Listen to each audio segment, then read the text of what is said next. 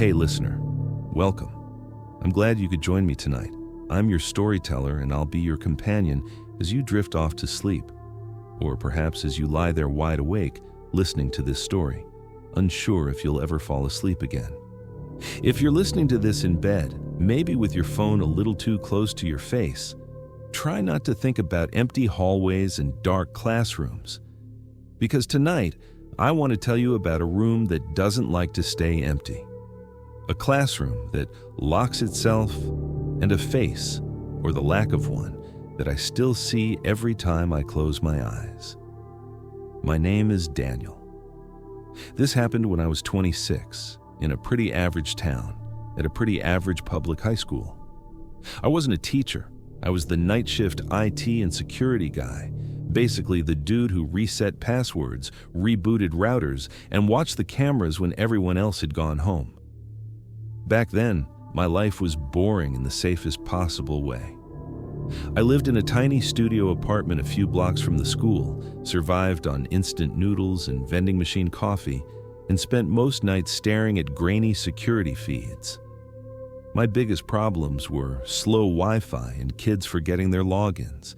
The school itself was normal. Old brick building, heavy doors, long echoing hallways. During the day, it was all fluorescent lights and lockers slamming and teachers yelling about homework. At night, it turned into something else. The lights went off in sections, the exit signs glowed this sickly red, and every tiny sound traveled forever.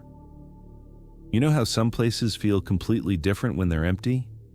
A classroom is one of those. Chairs on desks, papers left behind, little things written on the whiteboard that suddenly feel personal and strange at 2 a.m. That's the version of school I knew best. We had this routine on the night shift. There were only 3 of us. Me in the security office, Carlos, the head custodian, and Mrs. G, the oldest security guard on earth. She'd worked there for decades. She knew every kid, every rumor, every story. The first time I heard about Classroom 4B, it was from her. It was around midnight, slow night, no alarms, no motion sensors triggered. Mrs. G came into the security office with a styrofoam cup of coffee and said, very casually, "Has anyone told you about 4B yet?" I shook my head. I was watching the live camera feeds on a 6-monitor setup, tiny squares of empty hallways, dark parking lots, locked doors. She pointed at one of the monitors. "That one, top right, 4th floor. You'll want to keep an eye on it around 113. 113? I asked. We're getting that specific? She smiled, but it didn't reach her eyes. You'll see. I thought she was messing with the new guy. Every job has that one haunted spot, right? Schools, hospitals, old theaters. I just shrugged, made some joke about ghosts not being in my job description, and went back to watching the feeds. But I remembered the time she said. 1:13 a.m. The first weird thing that happened was small enough that, at first, I told myself it was nothing. Around 1:05 a.m., Carlos radioed in that he'd finished the 3rd floor and was moving to the 4th. I could see him on the cameras, pushing his cart, mopping, humming to himself. I glanced up at the monitor Mrs. G had pointed at, Classroom 4B. The camera was mounted high in the corner, showing the whole room. Rows of desks, teacher's desk at the front, whiteboard, big windows facing the parking lot. Empty. Lights off, except for the soft blue glow from the emergency exit sign. I checked the time. 1:11. I watched Carlos pass the door to 4B on the hallway camera. He stopped, checked the handle, gave me a little wave toward the camera, then moved on. Standard procedure. All doors locked, all rooms empty. At 1:13, I looked back at the classroom feed. At first, I thought the angle had changed, or the camera had glitched. There was something in the frame that hadn't been there before. One of the student desks in the middle row wasn't empty anymore. Someone was sitting at it. The room was still dark, but you know how cameras pick up just enough light to see shapes? I could clearly make out a body.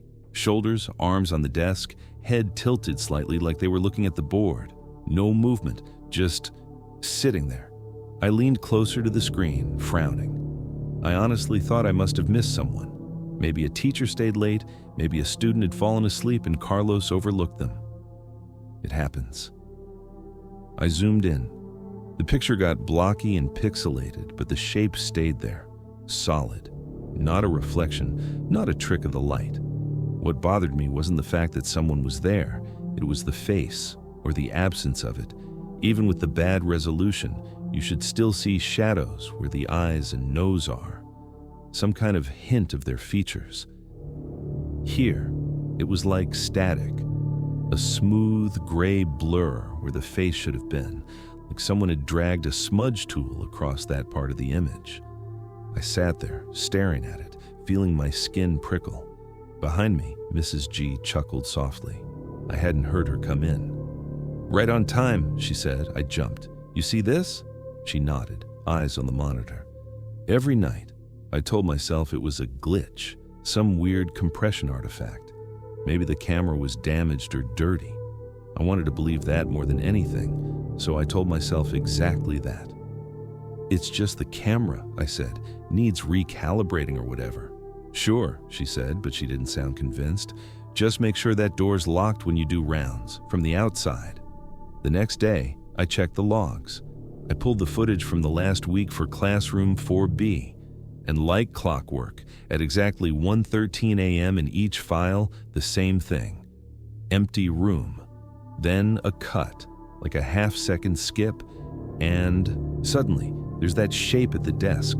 Same posture, same blurred-out face, same desk. What changed each night was the clothes. One night, the figure looked like it was wearing a hoodie with the hood down. Another night, like a white shirt. Another, something darker, maybe a jacket. The resolution was too bad to see details, but it wasn't identical every time. That bothered me more than if it had been the exact same image on repeat. Glitch or not, something was changing. I tried to be logical about it. That's kind of my default when I'm scared. I start over-explaining everything to myself. Maybe a student had hacked the feed somehow. Maybe there was a test image being injected into the stream. Maybe it was a prank. Kids in this school were way more tech-savvy than most teachers. So I made a plan. The next night, I told Carlos and Mrs. G I wanted to check 4B myself, not just peek in. I wanted to be in the room at 1:13. "Don't be stupid," Mrs. G said immediately. "You check the door before you check it after. That's it." "Look, if it's a glitch, I need to be in there to see what triggers it," I said. "If someone's messing with us, they might be in the room." "Then let the police handle it." "What are they going to do, arrest the camera?" Carlos just shrugged. "As long as you radio in every few minutes, man. I'm not coming in there to rescue you from a ghost." He said ghost like a joke, but he didn't laugh. The second wave of weirdness wasn't the camera. It was the door. That same night, around 1:05, I grabbed my radio, my badge, and my phone and headed up to the 4th floor. The hallways were darker up there because fewer lights stayed on. Just every third one, buzzing softly, flickering from time to time. When I reached 4B, I tried the handle. It was locked like it should be. I unlocked it with my key card, opened the door, and flicked on the lights. It was just a classroom, posters peeling off the walls. No cell phone sign above the whiteboard, a forgotten sweater on the back of a chair, the faint dry erase smell. I walked to the middle row and found the desk that lined up with the camera's angle. 3rd row, center. I pulled the chair out and sat down, trying to imagine how I'd look on the monitor. I checked my phone. 1:09. I radioed in. "Security to base. I'm in 4B. Everything looks normal." Mrs. G's voice crackled back. "Copy. You've got 4 minutes. Don't try to be a hero." I set my phone on the desk with the camera app open, watching the little digital clock at the top. 1:11. Silence. No air conditioning hum, no voices, just the faint tick of the clock above the whiteboard. 1:12.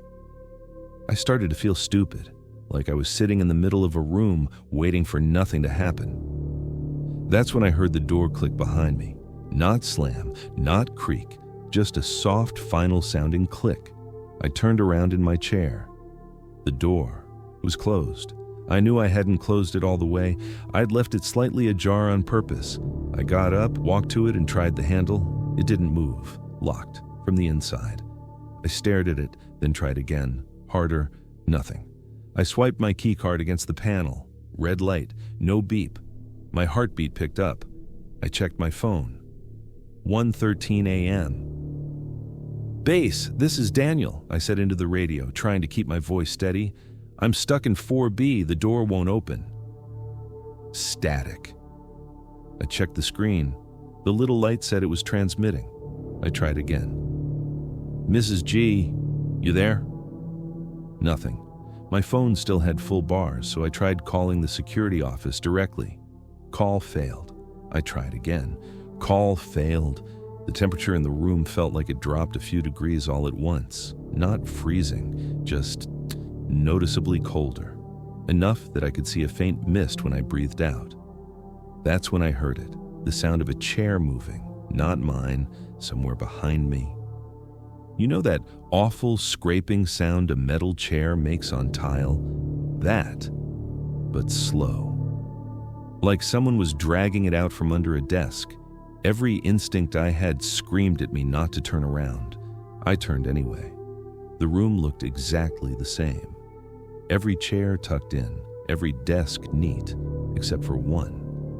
The desk I'd been sitting at a moment ago now had its chair pulled out again, like someone was sitting there. Except there was nobody.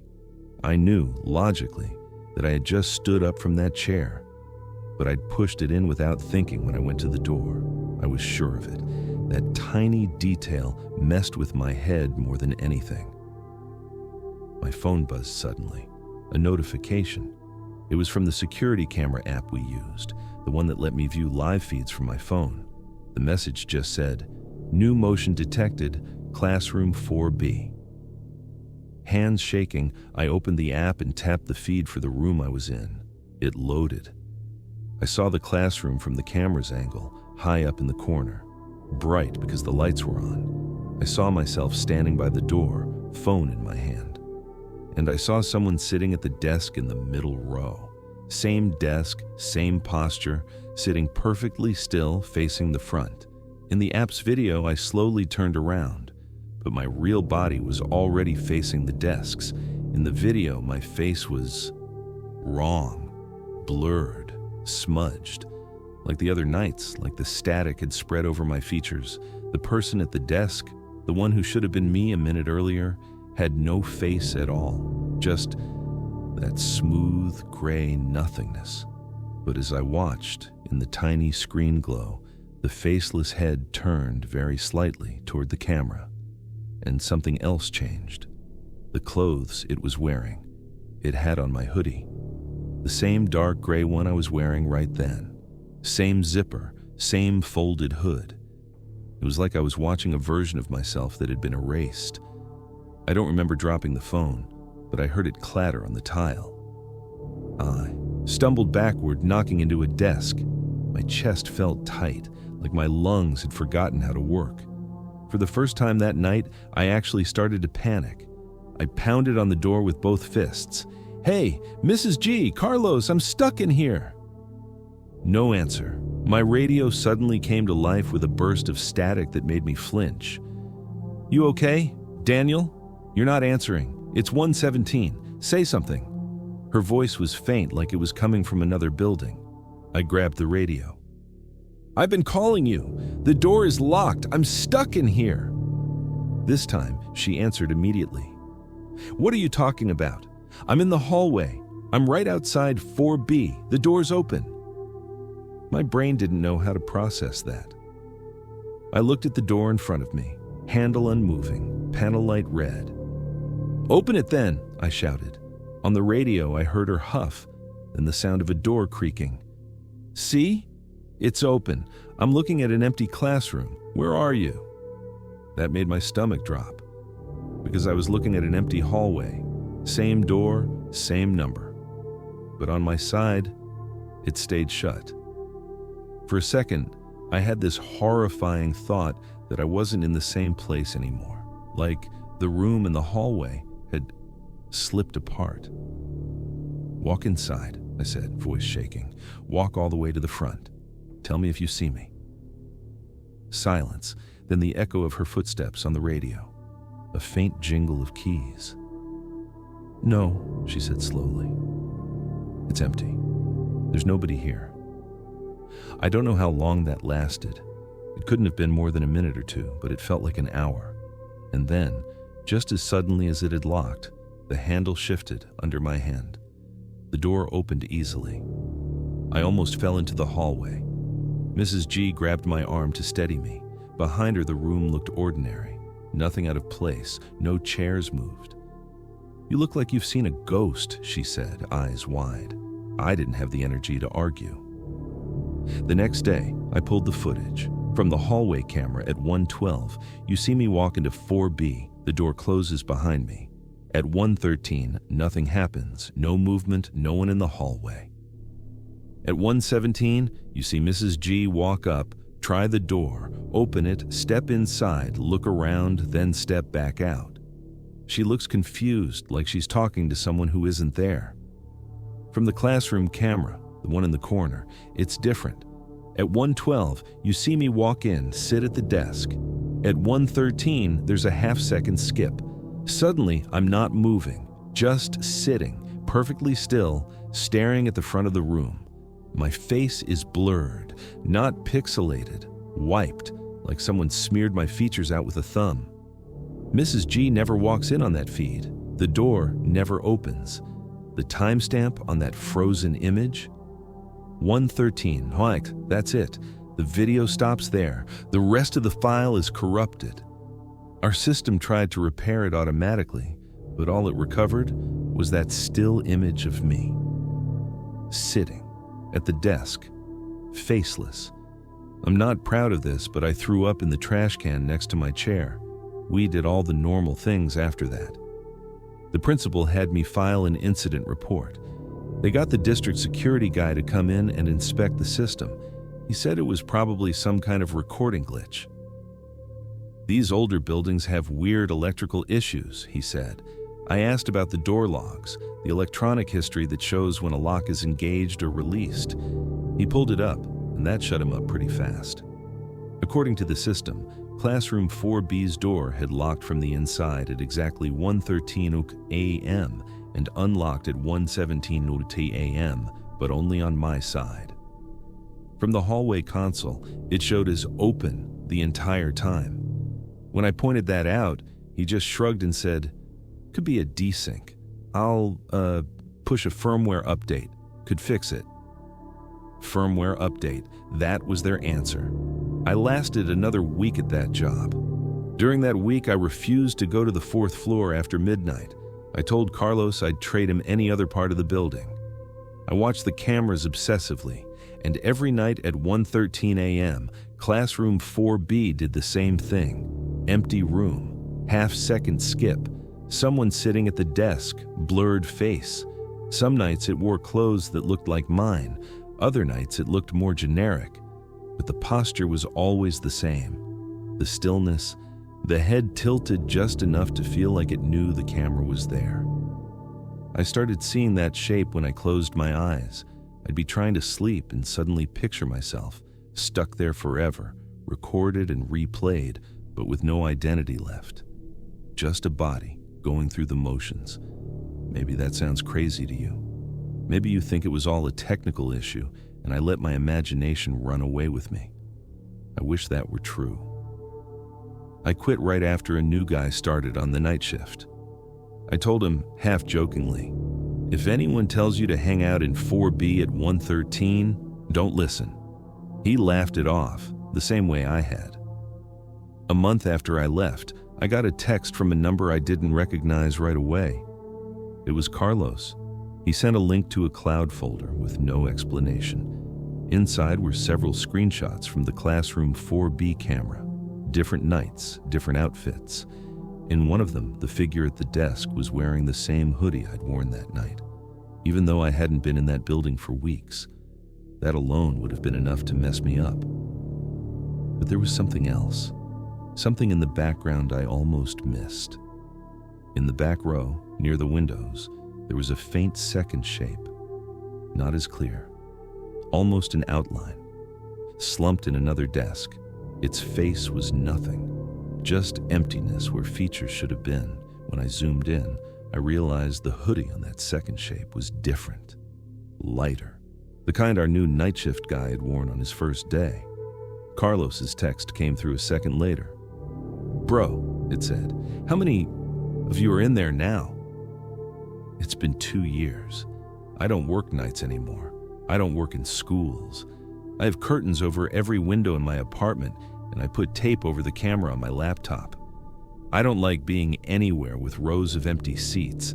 Classrooms, lecture halls, even some movie theaters make me uncomfortable. I don't watch security footage if I can help it, but sometimes, late at night, I think about that classroom.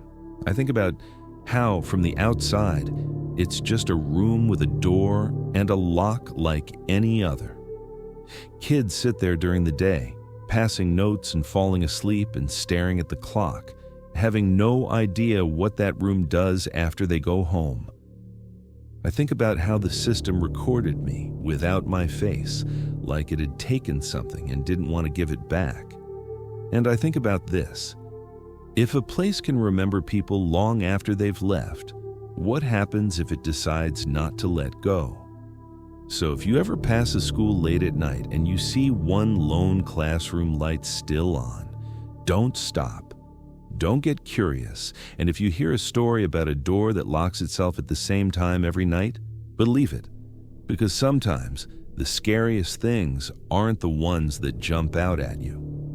Sometimes it's the places that look ordinary, the rooms that wait patiently, the cameras that keep recording long after everyone thinks they've gone home. And if your gut ever tells you not to step through a doorway, listen. It might be the only thing that keeps you from becoming just another blurred shape on somebody else's screen at 1:13 a.m. Story 2. My name is Aaron. I'm 26 now, but this happened when I was 17, during my junior year of high school in a pretty average town in Pennsylvania. Back then, my life was about as normal as it gets. I lived with my mom and my little brother in a 2-story house on a quiet street where you saw the same dog walkers every morning. My dad wasn't around anymore, but it wasn't some huge, dramatic story. He just moved states after the divorce. Weekdays were school, part-time job at a little diner off the highway, and late-night homework pushed off until the last possible second. The kind of boring where you feel like nothing truly bad can happen to you. Our high school was one of those big red brick buildings with wide, echoing hallways and fluorescent lights that make everyone look tired. The bells were always a little too loud. The cafeteria always smelled faintly like fries, and in the winter the radiators hissed and rattled like they were complaining. I'm telling you all that because I want you to understand. This didn't start in some creepy, abandoned building or in the middle of nowhere. It started on a random Monday morning in a classroom full of kids scrolling their phones under their desks. The first day I saw her, I didn't think anything of it.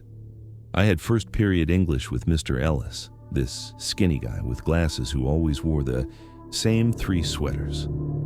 That Monday, I walked in half asleep, clutching my iced coffee, and saw a woman standing at his desk instead. She was maybe in her early 30s. Brown hair pulled back in a low bun, simple gold necklace, a gray cardigan over a white blouse. She looked like the stock photo of a teacher you'd see in a school brochure. Friendly, harmless. There was already a note on the board, "Sub today, Mrs. Carter. Please take your seats quietly." "Good morning," she said when I came in. Her voice was soft, but it carried. "Phones away, please?" I remember thinking her smile was a little too bright for 7:30 in the morning. I slid into my usual seat near the windows, next to my friend Mariah. She leaned toward me and whispered, "Guess old man Ellis finally retired." "Or got the flu," I muttered. When the bell rang, The woman picked up the clipboard from the desk. "All right, everyone, I'm Mrs. Carter. I'll be with you this week while Mr. Ellis is out. Let's start with attendance." She read down the list of names, and everyone answered like normal. When she got to mine, though, she didn't even glance at the paper. "Aaron Walker?" she said, eyes looking right at me already. "Here," I answered, a little thrown. Maybe she was just good at matching faces. She gave me this warm, almost proud smile. "Good. I was hoping you'd be in this class." I frowned. Okay?" A couple of kids snickered. I cleared my throat and looked away, feeling my face heat up. I assumed I'd misheard her, or she was just being weirdly encouraging. You'd be surprised what you can talk yourself out of noticing. The first off thing was small enough that I brushed it aside. We were doing silent reading, and the room was that soft mix of page turns and distant footsteps from the hallway. I'd propped my book up and was zoning out, watching snowflakes drift past the window. It was early January, that kind of gray, heavy sky that makes the whole day feel tired. I must have spaced out longer than I thought, because suddenly I felt someone standing behind me. "Aaron," she said quietly, "you're not actually reading." I flinched and looked up. Mrs. Carter was right there, leaning slightly over my shoulder. I hadn't heard her walk up. "Sorry," I said, "just thinking." She tilted her head. "Late shift last night?" I blinked. "What?" "At the diner." She said it casually, like we'd discussed it before. "Those Sunday closes are rough. I worked at a little place called Miller's Diner off Route 12. I'd started there a few months earlier. The thing is, I hadn't mentioned that job in class, not to Mr. Ellis before, and definitely not to her. I told myself she must have overheard me talking to Mariah earlier, or maybe she'd seen my uniform shirt in my bag, something simple like that. "Yeah," I muttered. "Got home kind of late." She smiled in this approving way. "Hard-working? I like that. Just be careful walking to the bus stop in the dark, okay?" My stomach did this little drop. I always took the bus on weekdays. The stop was about a block from my house under this flickering streetlight. I hadn't told anyone at school that exact detail. I forced a laugh. "Yeah, my mom says that too." "Good," she said, and moved on like it was nothing. I went back to pretending to read, but I couldn't focus. How did she know that? Had she seen me somewhere? Driver saw a lot of faces. Maybe she just guessed. I told myself I was overthinking it. That became a theme for that week. The second day, things got a little weirder. She was back in class, same cardigan, same neat bun. We went through the motions: attendance, writing warm-up, discussion. At some point, she handed back a pop quiz we'd done. My grade was circled in red at the top, 18/20, not bad. But under that, in small, careful handwriting, she'd written, "Try not to stay up past 1:37 a.m. next time. Your brain needs sleep." My throat went dry. The night before, I'd been up late scrolling on my phone. I remembered checking the time around 1:37 because I'd actually thought, okay, that's way too late. I need to sleep. I stared at the note for a full minute, my heart pounding in my ears.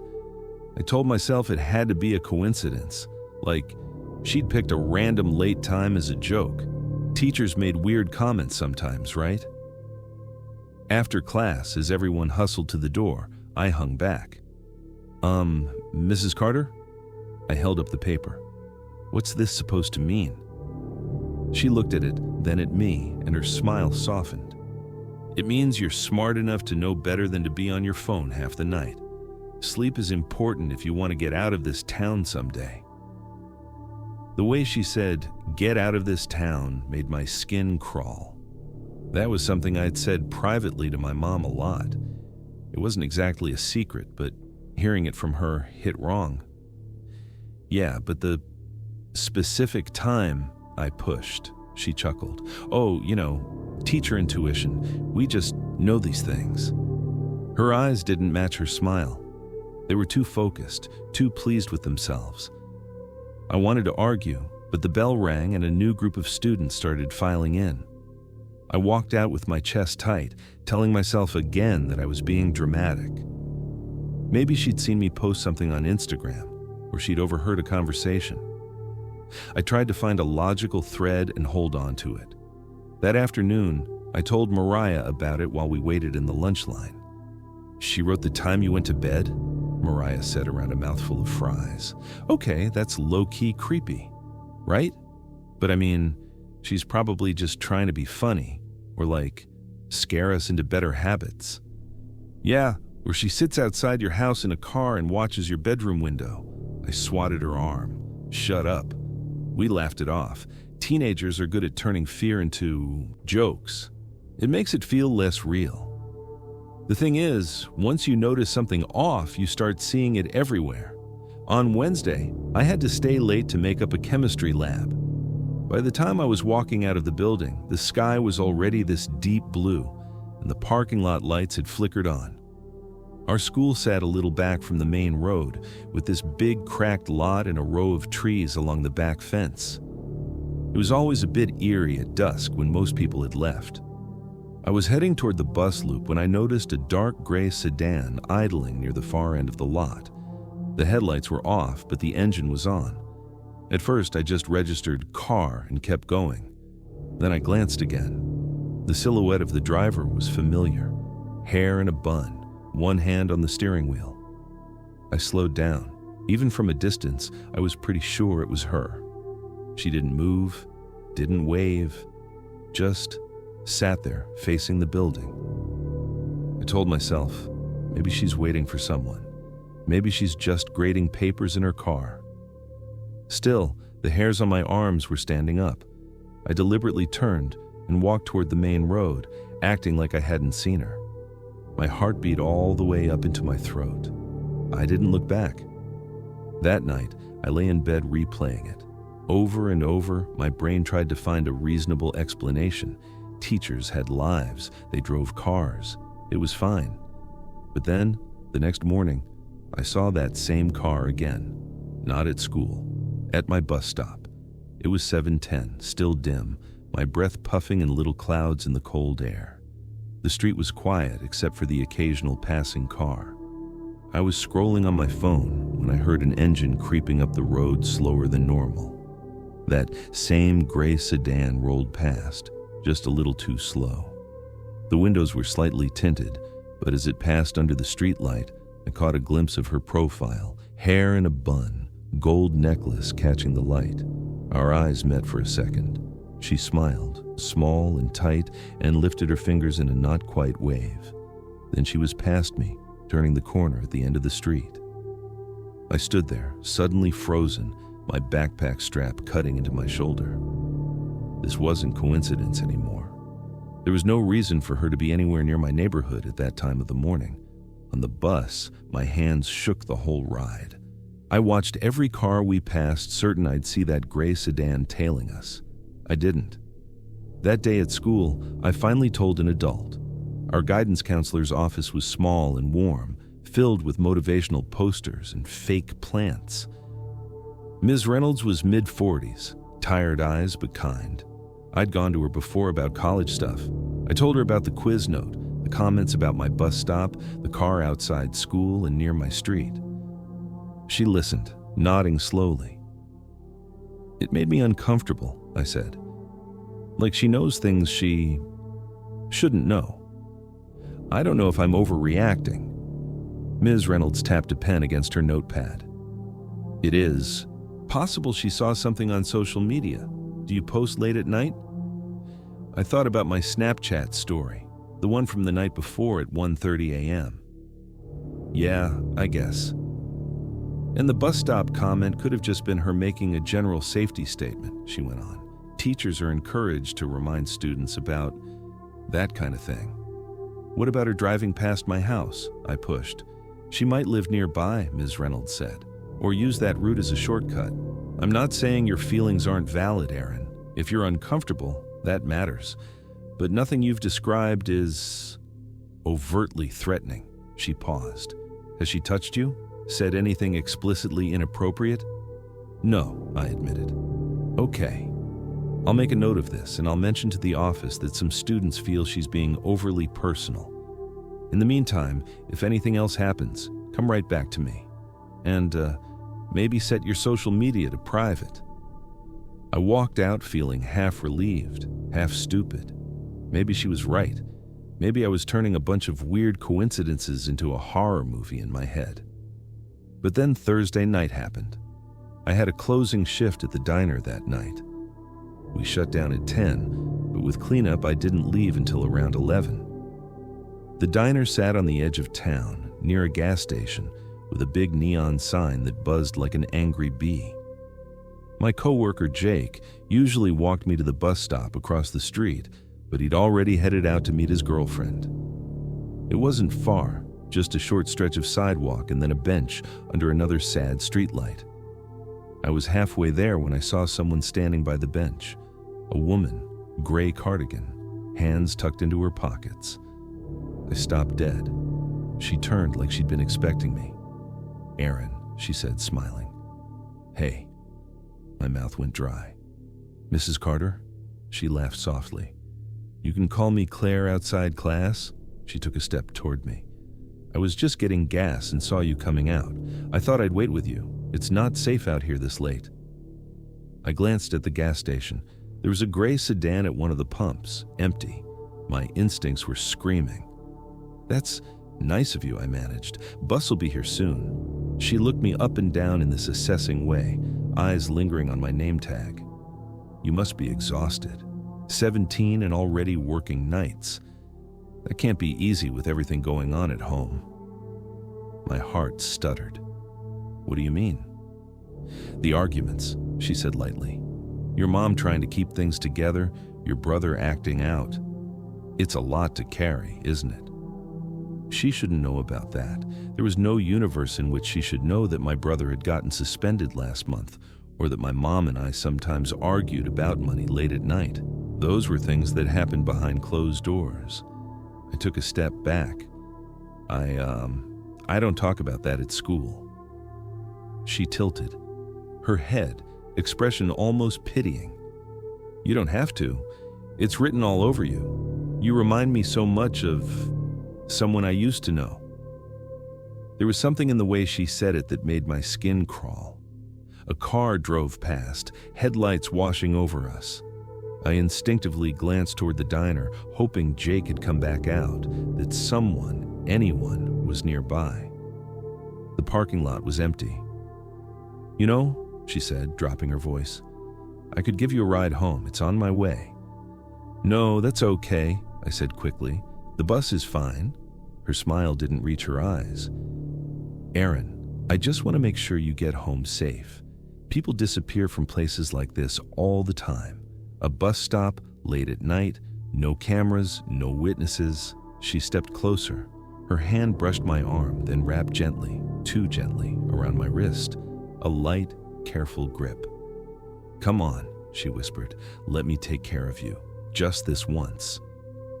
My pulse was pounding so hard, I felt it in my teeth. Her hand was cool, her fingers firm. In that moment, something inside me flipped.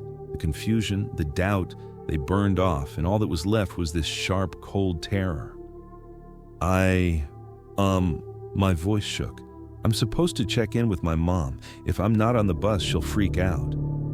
"Then text her," she said smoothly. "Tell her a teacher's bringing you home.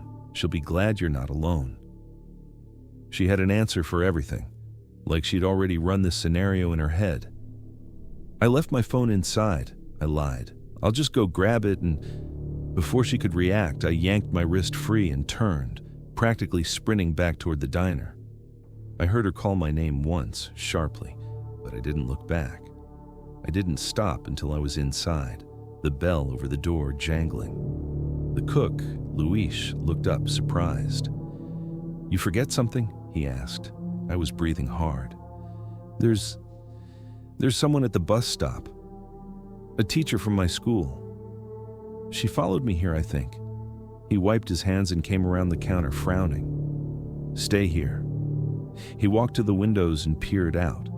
I hovered behind him, my heart slamming. The bus stop was empty. No woman, no gray car, just the flickering streetlight and the quiet road. Luis glanced back at me. "You sure you're okay?" I swallowed. Yeah, maybe she went to her car. He offered to drive me home when his shift ended in 20 minutes. I said yes. I wasn't setting foot outside alone again that night. From the back lot, as we pulled out, I saw the gas station. The gray sedan was gone. You'd think something like that would be enough to blow everything open. The truth is, I was scared to tell anyone. Really tell them. I knew how it would sound. A teacher offering me a ride home, talking about my family, standing at my bus stop. All technically explainable, unless she actually did something. The only person I told, in detail, was my mom. She went very still while I talked, then said, "You're never getting in a car with anyone from that school unless I tell you to. Understand?" She called the school the next morning. They told her they'd look into it. I don't know what that meant. No one pulled me aside. No one asked questions. Friday was the last day we were supposed to have Mrs. Carter. It turned out to be her last day for a different reason. That afternoon, I had to stay after school to make up an English essay I'd missed. When I walked into the classroom, I stopped short. She was there, sitting at the desk, alone. "Aaron," she said, smiling like nothing weird had ever passed between us. "Perfect, just on time. Close the door, will you?" The hallway outside was quieter than usual. Most kids had bolted as soon as the final bell rang. I hesitated, then shut the door halfway, leaving it not quite latched. I sat in my usual seat. She slid a prompt sheet toward me. "I'll give you 40 minutes, she said. "No phone, no notes." As I started writing, I could feel her watching me, not just in the way teachers sometimes do to keep you honest. It felt personal. After about 10 minutes, she stood up and walked the aisles. When she passed my desk, she let her fingers trail lightly along the back of my chair. "You're very brave, you know," she murmured. I kept my eyes on my paper.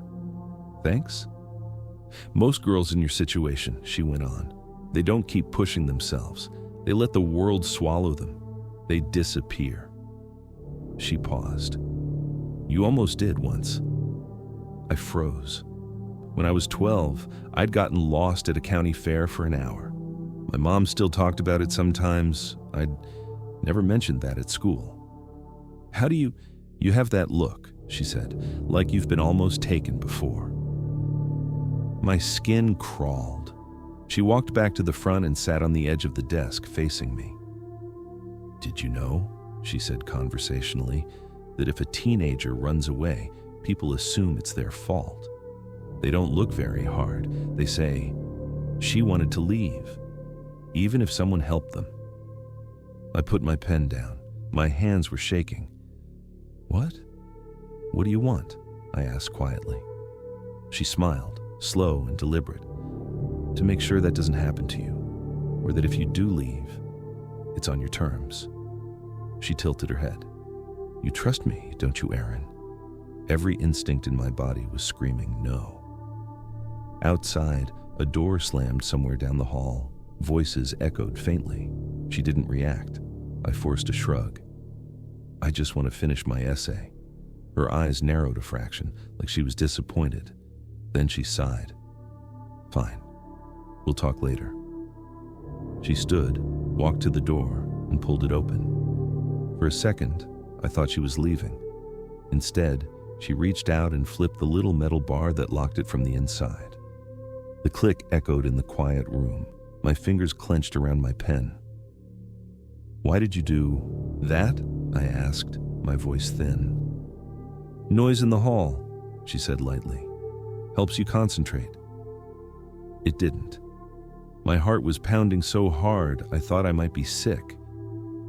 She went back to the desk, opened a folder, started shuffling papers like nothing was wrong.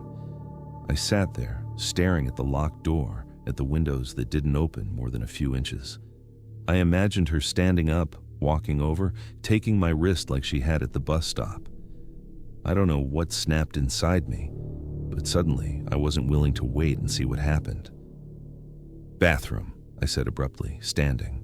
She looked up, almost amused. "You can hold it." "No," I said, louder than I meant to. My voice shook, but I forced myself to meet her eyes. "I need to go. School policy. You said 40 minutes. It's been 20. For a beat, we just stared at each other. Her expression went flat in a way I hadn't seen before, like a mask slipping. Then she smiled again. "Fine. Take the hall pass." She reached into the drawer, pulled out the laminated pass, and held it up. To get it, I had to walk to her. My legs felt like they were moving through wet cement. When I got close, she held the pass just out of reach for a second. "Don't wander," she said softly. "Bad things happen when girls wander off alone." I grabbed the pass and pulled the door open faster than I meant to. The hallway felt shockingly bright. As soon as I was out of her sight, I didn't go to the bathroom. I ran straight to the main office. The secretary looked up, surprised. "Everything okay?" "There's a substitute in my English room," I blurted. "She locked the door. She's freaking me out." The secretary frowned. "Which room?" 213. She glanced at the schedule on her monitor. "You mean for Mr. Ellis? He left early today, but he didn't say anything about a sub staying late." My stomach dropped. "She's been here all week," I said. "Mrs. Carter? Brown hair, cardigan?" The secretary's fingers flew over the keyboard. Her frown deepened. "Honey, we don't have a Mrs. Carter on the sub list." "That's not possible," I said, my voice coming out higher than I wanted. "She's been teaching our class all week, taking attendance, grading papers." "Sit down," the secretary said, standing. She went into the principal's office. A minute later, both of them came out. Our principal, Mr. Harlan, was this tall, stern-looking guy who rarely smiled. "Show me," he said. We walked back to room 213 together. My heart hammered with every step. I kept expecting to hear her voice around the corner, to see her standing in the doorway, waiting. When we reached the room, the door was open, lights off, desks empty.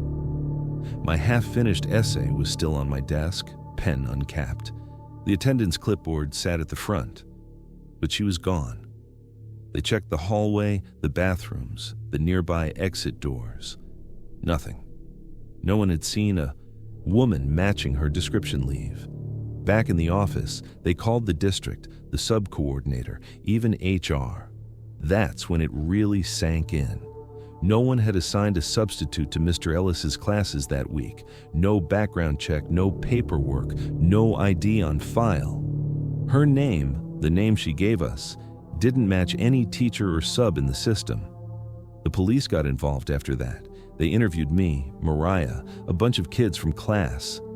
They collected the quizzes she'd graded, the attendance sheets in her neat handwriting. They pulled security footage from the front entrance and parking lot. I never got to see the videos, but I heard things. That her face was always just turned enough that it was hard to get a clear image. That there were weird gaps, glitches when she would have walked in or out. That no one remembered checking a sub badge for her that Monday morning. They just assumed someone else had. They ran the name Claire Carter through their systems and came up with a real teacher in another state who'd never been within 100 miles of our town. Whoever this woman was, she'd slipped into our school as easily as putting on a cardigan. She had access to our names, our schedules, our addresses. If she'd wanted to, she could have called me down to the office, sent me to an empty room, told anyone who asked that she was my teacher. She could have walked me right out the front door, and no one would have questioned it. The official story we got, weeks later, was vague. The school sent out a carefully worded email about an individual falsely presenting themselves as a substitute teacher and no students harmed. They tightened security, started scanning IDs more strictly, updated sign-in procedures. At home, my mom made me switch bus routes for a while. She drove me to work and back. I kept my curtains closed all the time. I never saw the gray sedan again. The detectives followed up a couple of times, but it always ended the same way. We're still looking into it. They thought maybe she'd done something like this before, in another district. Maybe she'd once worked in a school and knew how to blend in. Maybe she'd been watching me long before that week. Maybe. I still don't know. It's been almost 10 years now. I moved away, got a degree. I don't live in that town or that state anymore. On paper, my life looks normal, but some things stick with you. I don't like sitting with my back to doors. I double-check locks 3 times before bed. If someone new shows up in a position of authority, a temp at work, a fill-in driver, a substitute, anything, I find myself watching them, wondering if anyone actually verified they are who they say they are. Sometimes, when I'm walking at night and a car passes too slowly, my heart will jump into my throat and I'll see her in my mind. That neat bun, that soft smile, that careful way she touched my wrist like she'd done it before to other people. What scares me most isn't what she did. It's what she almost did. How close she got without anyone noticing something was wrong until it was nearly too late. Everyone assumes schools are safe because there are rules and IDs and procedures. But those things are only as strong as the people following them. Someone confident enough, prepared enough, can walk straight through all of it. So if you're listening to this, and a friendly stranger walks into your classroom tomorrow, sets her bag on the desk and tells you your regular teacher is out sick, just remember, you only know what you're told. And if your gut twists, even a little, pay attention to it. Because sometimes, the person writing your name on the attendance sheet isn't supposed to be there. And by the time anyone realizes they don't exist on paper, you might already be on your way to their car. Story 3. Tonight, I want to tell you about something that happened when I was in high school. Something that still makes me double-check every doorway and every stairwell, even now. It's about a student who was marked absent for days, but people kept seeing him in the halls, including me. My name is Mia. I'm 24 now, but this happened when I was 16, at a public high school in a pretty average suburban town. Back then, my life was normal, boring even. I lived with my mom and little brother in a small townhouse about a 10-minute walk from school. My biggest worries were grades, my crush on this guy in chemistry, and whether my friends and I were going to get seats together at lunch. Our school was one of those low, spread-out buildings with long, echoing corridors and glass doors at both ends. In the mornings, you'd hear lockers slamming, sneakers squeaking, teachers' voices bouncing off the walls. The smell was always a mix of floor cleaner, cheap perfume, and cafeteria food that somehow lingered in the air all day. I didn't think of it as a scary place. It was just school. Every morning started the same way, in homeroom with Ms. Graves. She'd sit on the corner of her desk with a clipboard and do roll call, reading out names while we half listened, scrolling on our phones or finishing homework. Alex? Here. Brandon? Here. Mia? Here. And then, Evan? There'd be this tiny pause. Silence. Absent, she'd say, and her pen would scratch a neat mark next to his name. At first, nobody thought anything of it. Kids get sick, they skip, they go on family trips. But after about a week of hearing Evan absent, people started to notice. Damn, that's like 10 days now, my friend Jessie whispered one morning, leaning over my desk. Lucky. I remember glancing at Evan's empty seat. He usually sat by the window, second row. His desk looked exactly like he'd left 5 minutes ago. Closed textbook, pen in the little groove, a folded worksheet tucked underneath. But here's the thing. By the time we'd hit that 10-day streak of absences, people were saying they'd seen him. I wasn't close to Evan. We'd had a couple classes together over the years. He was one of those quiet kids who never caused trouble, but also never really joined in. Dark hoodie even in warm weather, always with his headphones around his neck, hood half up. Not a stereotype creep, just withdrawn. The first time I heard someone say they saw him, it was in the lunch line. "I swear, I just saw Evan by the math wing," a girl behind me said. "He asked me what period it was." "You mean like today?" her friend said. "He's been out for like 2 weeks." I'm telling you, it was him. Same hoodie, same stupid backpack with a ripped strap. They laughed it off, but I remember feeling this weird little twist in my stomach. A kind of unease, because that morning he'd been marked absent. I heard it. We all did. I told myself it was nothing. You know how it is. Schools have hundreds of kids. From the back, all hoodies and backpacks look the same. Easy mistake.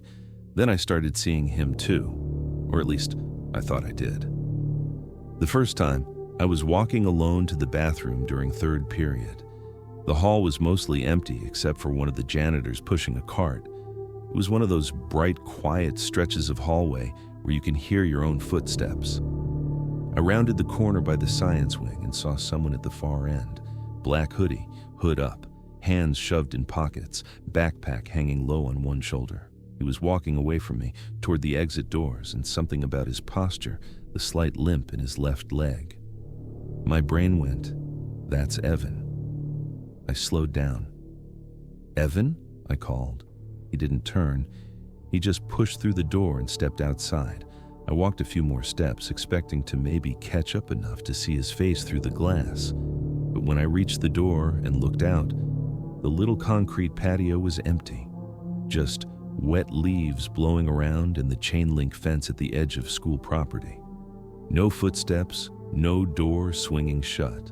Nothing. I stood there longer than I should have, just staring at that empty space, my hand resting on the cold metal bar of the door. I remember the light outside was that flat gray of late autumn, and for some reason it made my skin crawl. I told myself, again, that I was imagining things. Maybe it was another student. Maybe they'd cut around the corner faster than I thought. The human brain fills in gaps, right? But then it kept happening. The sighting spread like gossip does in high school. Someone saw Evan in the back of the library.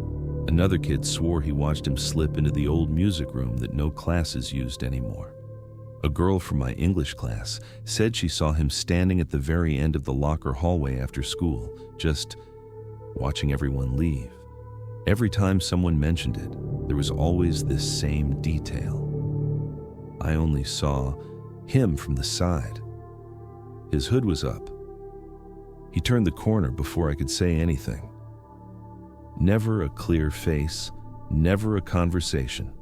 Just a figure that looked exactly like him, appearing where he wasn't supposed to be. One afternoon, in our group chat, I sent, "Does anyone actually know why he's out?" People threw around guesses, sick, family stuff, transferred. No one was sure.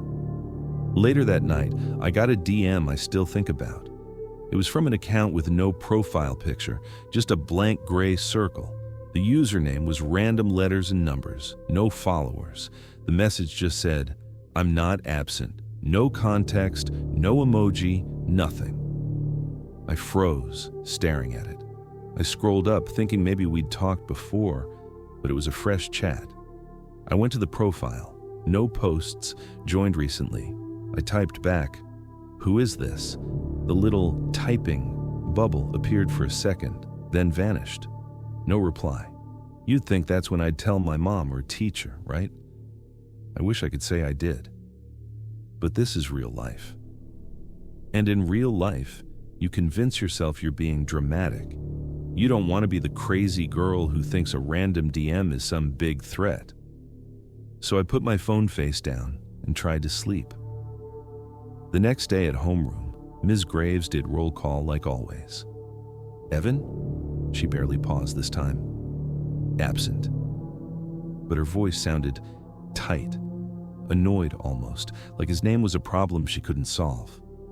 After class, I went up to her desk under the excuse of asking about an assignment. When everyone else had filed out, I blurted, "Do you know what's going on with Evan? People keep saying they see him around." She glanced at the door, then back at me. For a second, I saw something flicker across her face, something like fear. But she smoothed it over quickly. "That's just rumors, Mia," she said. "Evan is not here. He's on an extended leave. Focus on your schoolwork, okay?" "Extended leave for what?" "I can't discuss other students' situations," she snapped, sharper this time. Then, softer. "If you're feeling unsafe for any reason, you can talk to the counselor." That answer did not make me feel better. If anything, it made the halls feel longer and darker, even in the middle of the day. The turning point came on a Thursday. I remember because I had stayed late for yearbook club. Most people had gone home.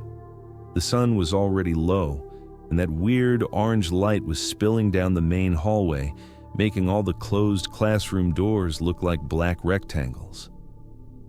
I'd gone to the computer lab to upload some photos.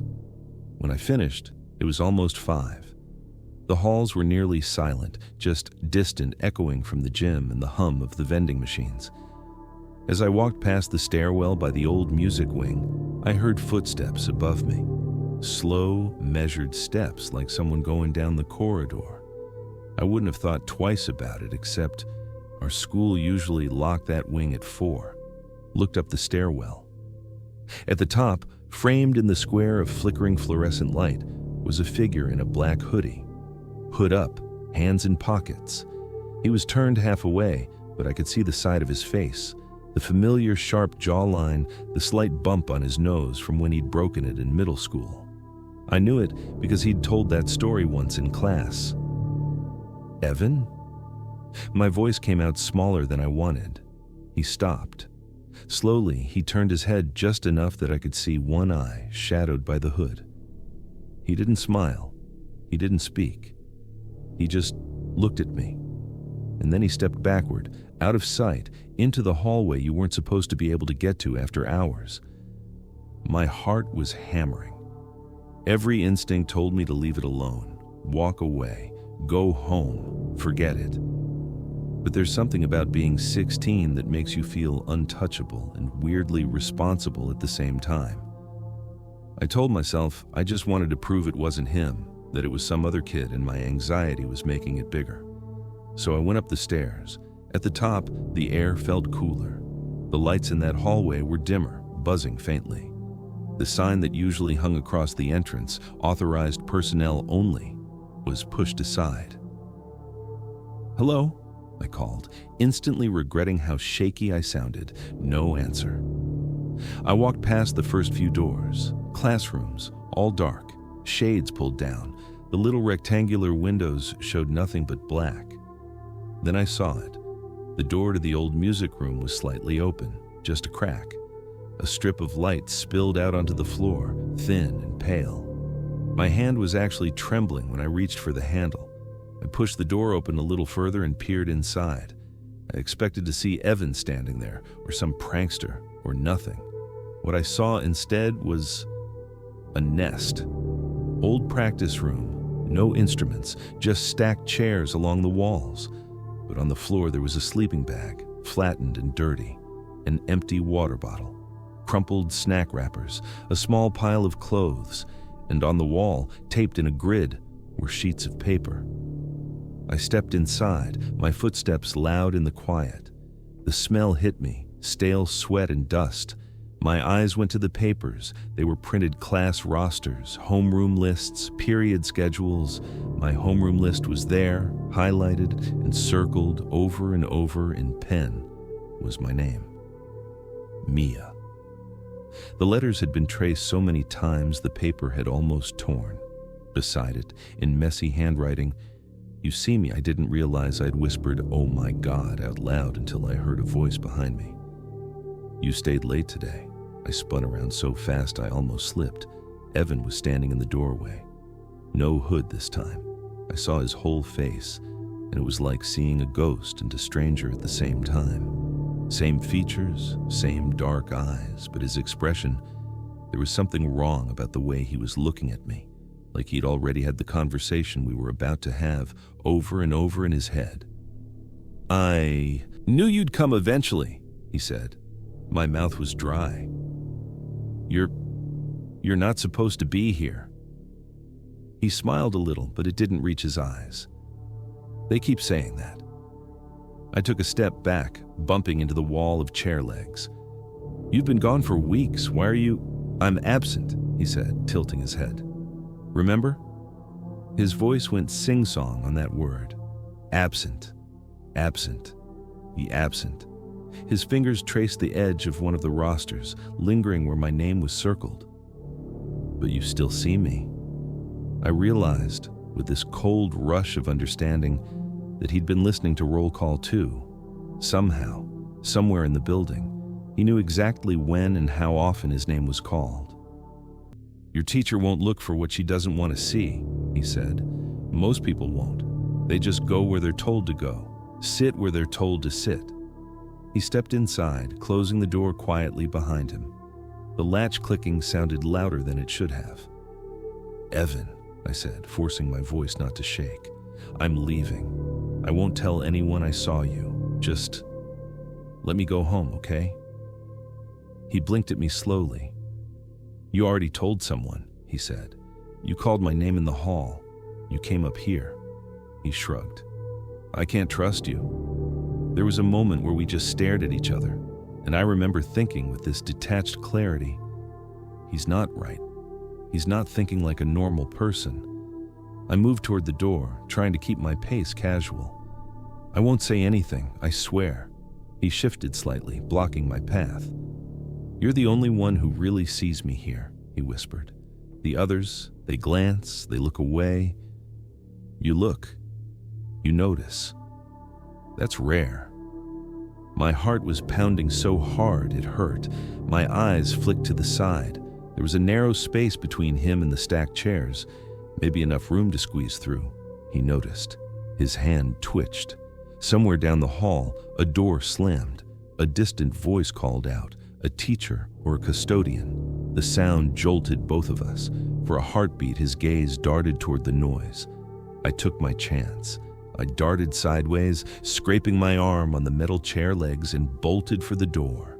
He lunged after me, fingers grazing the back of my hoodie. "Wait!" he shouted. I didn't. I yanked the door open and tore down the hallway, my backpack slamming against my spine. I didn't dare look back. I could hear his footsteps for a few yards. Then they faded, or maybe they just got drowned out by the blood rushing in my ears. At the top of the stairwell, I almost collided with one of the security guards, Mr. Donnelly. He grabbed my shoulders to steady me. "Whoa, whoa! Mia, what's wrong?" I was shaking so hard I could barely speak. "He's here," I gasped. "Evan, he's up there. He's been living here or something. He has our class lists. My name." Something in my face must have convinced him, because he didn't ask me to calm down or slow down. He radioed something I don't even remember and moved past me, heading up the hall. I sat on the steps with my back against the cool concrete, listening to his footsteps recede. They never found Evan in that room. The aftermath was messy. The school didn't tell us much, but bits and pieces leaked out. Rumor was that Evan had been suspended weeks earlier for some kind of violent incident off campus. A fight, a threat, no one knew for sure. Officially, he was on leave and receiving support services. Unofficially, he wasn't supposed to be anywhere near school property. But he kept coming back anyway. He knew the building. He knew which doors didn't latch properly, which cameras were broken, which teachers stayed late. He picked an empty room in a locked-off wing and turned it into, whatever that was, a hideout, a nest, a place to watch without being seen. Except I'd seen him, or I'd tried to. I'd said his name out loud, and somehow, in his fractured logic, that made me important. The school brought in more security. They reviewed safety protocols. We had assemblies about reporting suspicious behavior. They never once used his name in those talks. My mom pulled me out of that school a month later. I finished the year online, then transferred. I still remember the expression on her face when I finally broke down and told her everything. The guilt, the anger. "Why didn't you say something sooner?" she kept asking.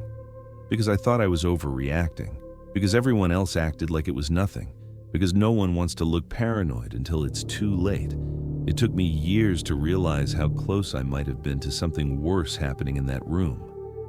He didn't have to lock the door. He didn't have to just stand there talking. Sometimes the scariest part isn't what actually happened. It's what almost happened. It's been 8 years.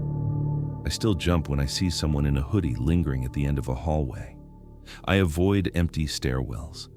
I never, ever ignore that twist in my gut when something feels off. We like to think schools are safe, controlled, monitored, but there are blind spots in cameras, in policies, in people's willingness to notice what's right in front of them. If there's anything I took from all of this, it's this. People don't have to be supernatural to be terrifying. They don't need powers or curses. They just need obsession, opportunity, and a place where no one is really looking. So if you're listening to this and you keep seeing someone where they're not supposed to be, on your bus, in your building, in the background of your day, don't do what I did. Don't convince yourself you're being dramatic. Don't wait for a good enough reason to speak up. Because sometimes the student who's absent is closer than you think. And sometimes being the one who really sees them is the thing that puts you in their sights. Story 4. I'm going to tell you about something that happened when I was in high school. It started with something really small, something you'd ignore. A rusted locker at the very end of a hallway no one really used anymore. It was completely empty. At least that's what I thought the first time I opened it. I didn't realize the real problem until it started knocking back. My name is Sam. I'm 23 now, but this happened when I was 16 at a public high school in a pretty average town. You know the type. Football games, vending machines that never worked, teachers who'd been there so long they kind of blended into the walls. Back then, my life was painfully normal. I wasn't popular, but I wasn't a total outcast either. I hung out with a small group of friends, got decent grades, and spent most of my extra time in the art room because it was the only place I felt like my brain stopped buzzing. My school was old. They'd added new wings onto it over the years, so the building was this patchwork of different eras, bright, renovated sections, and then these grim, fluorescent-lit hallways that smelled like dust and floor cleaner. The kind of place where sound echoes too long. I had this habit of staying late to finish projects. My mom worked evenings, and my dad wasn't really in the picture, so no one was rushing me home. I'd leave around 6 or 7 some nights, walking alone down halls that felt totally different when they were empty. That's important to know. I was used to being there when it was quiet. I knew the sounds the building made, the hum of the vending machines, the air conditioning kicking on, the squeak of the janitor's cart. So when I tell you something sounded wrong, I'm not being dramatic. The first time I saw the locker, it was a Wednesday. I'd just finished cleaning up in the art room and decided to cut through a side hallway instead of the main corridor. It was one of those older wings, the lights a little dimmer, the floor tiles slightly yellowed. Half the lockers there weren't even assigned to students anymore. At the very end of that hallway, pushed up against a cinder block wall, there was this section of lockers that looked forgotten. The paint was chipped, numbers half scratched off, locks removed years ago. But one locker stood out. It wasn't painted the same blue as the others. It was more of a dull gray, like someone replaced it and never bothered to match the color. The metal was rusted around the edges, and the number plate was missing. Just 2 empty screw holes. The weird part was that the door wasn't fully closed. It was resting a fraction open, not enough to notice if you weren't looking closely, but once you saw it, you couldn't unsee it. I walked over without really thinking. Curiosity more than anything. My fingers wrapped around the cold metal handle, and I pulled it open. It creaked, loud in the empty hallway. Inside was nothing. Just metal walls and the faint sour smell of old dust and maybe mold. No books, no old gym shoes, no graffiti carved into the inside. Completely empty. I remember thinking, it's creepy, and then I shut it again. It didn't close all the way. There was this slight warp in the door that left a tiny gap. I told myself the school just never bothered to fix it. Then I went home. I didn't think about it again. Not until the next night. Thursday night, I was there late again. I'd lost track of time working on a charcoal sketch. When I finally looked at the clock in the art room, it was approaching 7:30. The building was quiet, the kind of quiet where you hear your own footsteps too loudly. I packed up my stuff, slung my backpack over one shoulder, and stepped into the hallway. The lights buzzed overhead, and somewhere down another corridor, a vacuum cleaner whined, then stopped. The janitors were making their rounds. As I walked past that old wing, I heard it. 3 soft knocks. Knock, knock, knock. I stopped walking. For a second, I thought maybe it was someone at one of the classroom doors, but when I looked up, the hallway was empty. The sound had come from ahead of me, from that dead end. I told myself it was just some random building noise, pipes, vents, something like that, but my feet still carried me toward it. I don't know why. You ever do that? Here's something that creeps you out, and instead of going the other direction, you investigate. When I reached the end of the hallway, I saw the gray locker, door slightly ajar, same as yesterday. It was so quiet I could hear my own breathing. I stood there, feeling stupid, and then, for some reason, I raised my knuckles and knocked on the locker door, just once, lightly. I don't know what I expected. Probably nothing. What I got was 3 knocks back. Knock, knock, knock. My whole body went cold. It was the same rhythm I'd heard before, the exact same spacing between hits. It didn't sound like pipes. It sounded like someone matching me, mimicking me from the other side. I actually took a step back. Hello? My voice sounded too loud. It echoed and died in the hallway. No answer, just silence, the kind that presses against your ears. I told myself it had to be the janitor messing with me or someone on the other side of the wall. Maybe the lockers backed up to another hallway and some kid was just playing around. I grabbed the handle and yanked the locker open. Empty. No one inside. No holes I could see. Just that same sour smell and bare metal. I shoved the door shut harder than I meant to and practically speed-walked out of there. On the bus home, my brain kept replaying the sound, 3 knocks, perfectly spaced, matching mine. By the time I got home, I'd already convinced myself I was being dumb, that I'd misheard it. That sound echoes in old buildings and bounces weirdly. You can talk yourself into anything if it keeps you from feeling afraid. I told my friend Jordan about it the next day at lunch. We were sitting at our usual table, picking at fries that tasted like cardboard, and I said, "Hey, you know the old wing by the math rooms? Do the lockers there back up to another hallway?" He shook his head. "No, that's the exterior wall. Why?" I hesitated. I heard knocking from one of the lockers last night, like knocking back, but when I opened it, no one was there. Jordan grinned. "Bro, you just discovered the ghost of Lincoln High." "I'm serious," I said. "So am I." He leaned in, lowered his voice. "Legend says a kid got locked in there and died, and now he knocks for help every full moon." I rolled my eyes, but the joke didn't really land. "I'm not saying it's a ghost, I just... Pipes, rats, building settling?" He shrugged. "You were here late. You freaked yourself out. It's always creepier at night." And honestly, I wanted to believe him, so I did. For about 24 hours. The next week, it kept happening. Monday, I stayed late again. This time, I tried a test. I made sure to walk past that wing right at 7:30. I don't know why I picked that exact time. It just stuck in my head from the first night. Sure enough, as I approached the gray locker, I heard it. Knock, knock, knock. I froze. It was faint but clear. No one else was around. This time, I didn't knock back. I just walked up and put my hand flat against the cold metal.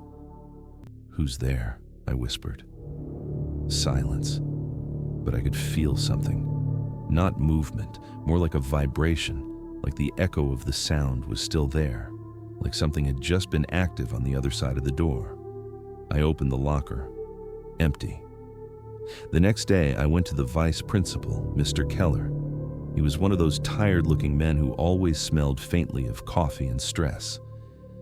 "Sir, I think there might be something wrong with the lockers in the old wing," I said, standing in his office doorway. He gestured me in without looking up from his computer. "What kind of wrong?" "I keep hearing knocking from one of them, like at night. It sounds like someone's inside. Maybe an animal? Or someone's messing around back there?" He finally looked at me, eyebrows raised. "Have you seen anyone?" "No, but it's always around the same time. And Sam, we've had that wing inspected for mold twice this year," he said. "The maintenance guys are in and out of there constantly. If there was an animal, they'd have found it. If there was a student hiding in there, cameras would pick it up." He gestured vaguely in the direction of the ceilings. "We've got enough security to choke a horse." "So you're saying it's nothing?" "I'm saying old buildings make strange sounds, but I'll mention it to the custodians, okay?" He gave me a tired half smile, clearly ready for me to leave. I walked out feeling stupid again, overreacting, paranoid. But that didn't change what happened Wednesday. On Wednesday, it escalated. I was leaving the art room, walking toward the main entrance instead of the old wing on purpose. I decided I was done feeding into it. No more detours, no more experiments. When I reached my own locker, number 314, I noticed something off. Someone had scratched something into the paint, not deeply, but enough that the gray metal showed through the blue. I ran my fingers over it, 3 tiny dents side by side. Knock, knock, knock. It wasn't a word. It wasn't a symbol. Just 3 marks that looked exactly like someone had tapped the metal with something sharp in the same pattern as the knocking. For a second, I thought I might be imagining the connection. But when I opened my locker, a piece of paper fluttered to the floor. It was a torn strip of lined notebook paper, folded over once. No name, no doodles, just a short message in messy handwriting. "You hear me." No question mark, just a statement. My stomach dropped. I looked down both directions of the hallway. A couple of kids were talking near the stairwell. Someone laughed. No one was looking at me. I crumpled the note into my pocket and told no one about it. I don't know why. Maybe because the second I tried to explain it, it would feel more real. That night, I barely slept. Every little creak in my house made me sit up and listen. The turning point happened a week later, on a Friday. I'd just finished a big art project, stayed later than usual, and there was a storm rolling in. Thunder in the distance, the sort that makes the windows vibrate. By the time I packed up, the hallways were completely empty. No janitors, no lingering students. I remember how bright the fluorescent lights felt, how my footsteps echoed. I walked toward the main exit, then stopped. From the old wing, I heard it. This time, it wasn't 3 neat knocks. It was a frantic pounding, fast, desperate, bang, bang, bang, bang, bang. "Help!" A muffled voice, distorted by distance and metal, but unmistakable. My heart slammed into my ribs. For a second, I just stood there, my brain refusing to process it. Then I ran. The sound was coming, again, from the very end of the hallway, from the gray locker. "Hell!" The voice cut off mid-word. I skidded to a stop in front of it. The door was rattling, shaking in its frame like someone was throwing their whole weight against it from the inside. "Hold on!" I grabbed the handle and yanked. It didn't budge. It was stuck, jammed somehow. I pulled harder, bracing one foot against the bottom row of lockers, muscles shaking. From the other side, I heard breathing. Slow, harsh exhale, like whoever was in there was pressed right up against the door. "Please," I whispered. "Back up, I'm trying." The rattling stopped. For a second, there was no sound at all. Then, right where my hand was, 3 deliberate knocks. Knock, knock, knock. They were so close it felt like they were inside my bones. I let go of the handle. Every instinct in me screamed to run. The voice, the note, the scratches on my locker, it all smashed together in my head at once. "Who are you?" I asked, my voice shaking. There was a pause. Then, quietly, like the sound was coming through a long metal tube, "I see you." The voice wasn't panicked, it wasn't desperate, it was calm. Male, but young, maybe. Or maybe not, I couldn't tell. It had that strange, hollow quality phones have when the signal is bad. Every hair on my arm stood up. I bolted. I didn't even try to be brave. I just turned and ran full speed down the hallway, my backpack slamming against my spine. I rounded the corner, nearly slipped, and sprinted toward the main office. I expected the front doors to be unlocked. They always were until at least 8. They weren't. The metal bar didn't move when I pushed it. I jiggled it harder, breath coming in short gasps. Nothing. Behind me, down the hallway, I heard it again. Slow, measured knocks. Not frantic now, not desperate. Knock, knock, knock. But this time, the sound wasn't coming from one place. It echoed along the lockers on both sides, like something was traveling through the metal, passing each door, dragging knuckles along as it went. I backed away from the doors, hands shaking, and fumbled for my phone. I dialed 911 with clumsy fingers. "911, what's your emergency?" "I'm locked inside Lincoln High School," I said. "Someone is here. Someone's in the walls or the lockers or I don't know, but they're talking to me." I could hear how insane I sounded.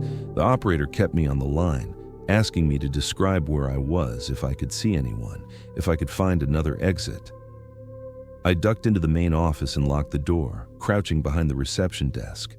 While I talked, the knocking got closer. It moved down the hallway, one locker at a time. The sound vibrated through the walls, a slow, steady rhythm like a heartbeat. Knock, knock, knock. "Stay with me on the phone," the operator said. "Officers are on their way."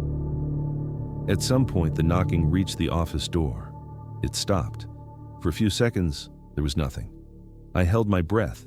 Then, right at my ear, right against the thin wall I was huddled against, 3 knocks. I slapped a hand over my mouth to keep from making a sound. After a moment, something scraped along the wall. A slow dragging sound, like metal on concrete. It moved away, then faded. The sirens came a few minutes after that. The police had to call the vice principal to come unlock the main doors. When they opened the office, I was still on the floor behind the desk, phone clenched in my hand, legs numb. They searched the building, every hallway, every classroom, every locker. They opened the gray one at the end of the old wing. It slid open easily this time, empty. But there was something new inside. On the back wall of the locker, someone had taped a photo. It was printed on regular paper, a little pixelated. It was a picture of me sitting in the art room. My head was bent over a drawing, taken from outside the door through the narrow window. On the bottom of the photo, in the same messy handwriting as the note, were 3 words: "I like late." The police took it seriously after that. Turns out, the lockers in that old wing shared a maintenance space behind them, a kind of narrow crawl area where you could access the backs of the units, run wiring and pipes. There were a couple of small hidden doors to that space that no one really used anymore. In that crawl space, behind the gray locker, they found evidence that someone had been living there. A thin mattress, empty food wrappers, a backpack with some clothes, a cheap prepaid phone with no lock screen, and a stack of printed photos, all of students, mostly taken from door windows, hallway corners, the bleachers at games.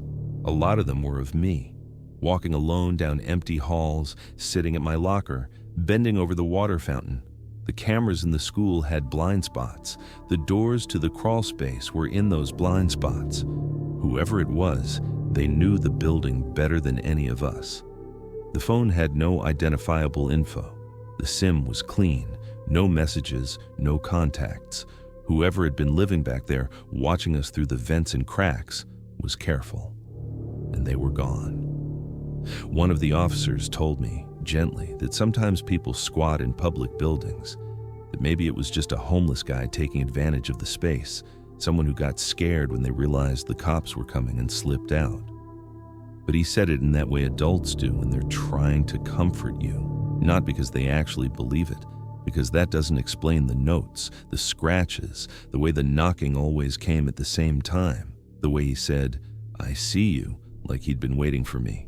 They closed that wing off after that. The gray locker was removed. The crawlspace doors got new locks, and cameras were added to the blind spots. School went back to normal. For everyone else, anyway. For me, it never really went back. Even now, years later, I don't like being in big buildings after hours. I don't like the hollow echo of empty hallways or the clank of metal doors. I flinch when I hear someone casually knock on a table or a door in that exact rhythm. Knock, knock, knock. I change my habits. I don't stay late anywhere unless there are other people around. I lock my bedroom window. I double-check my apartment door. I notice blind spots in cameras now. I pay attention to where exits are. And sometimes, on really quiet nights, when everything is still and I'm just starting to drift off, I swear I hear it again. Not loud, not obvious. Just a soft, distant tapping, like it's traveling through the pipes and walls to find me. You'd think this kind of thing only happens in movies or on some creepy YouTube channel. Some anonymous storyteller trying to scare you before bed. But I need you to understand something. Someone lived in the walls of my school. They watched us for God knows how long.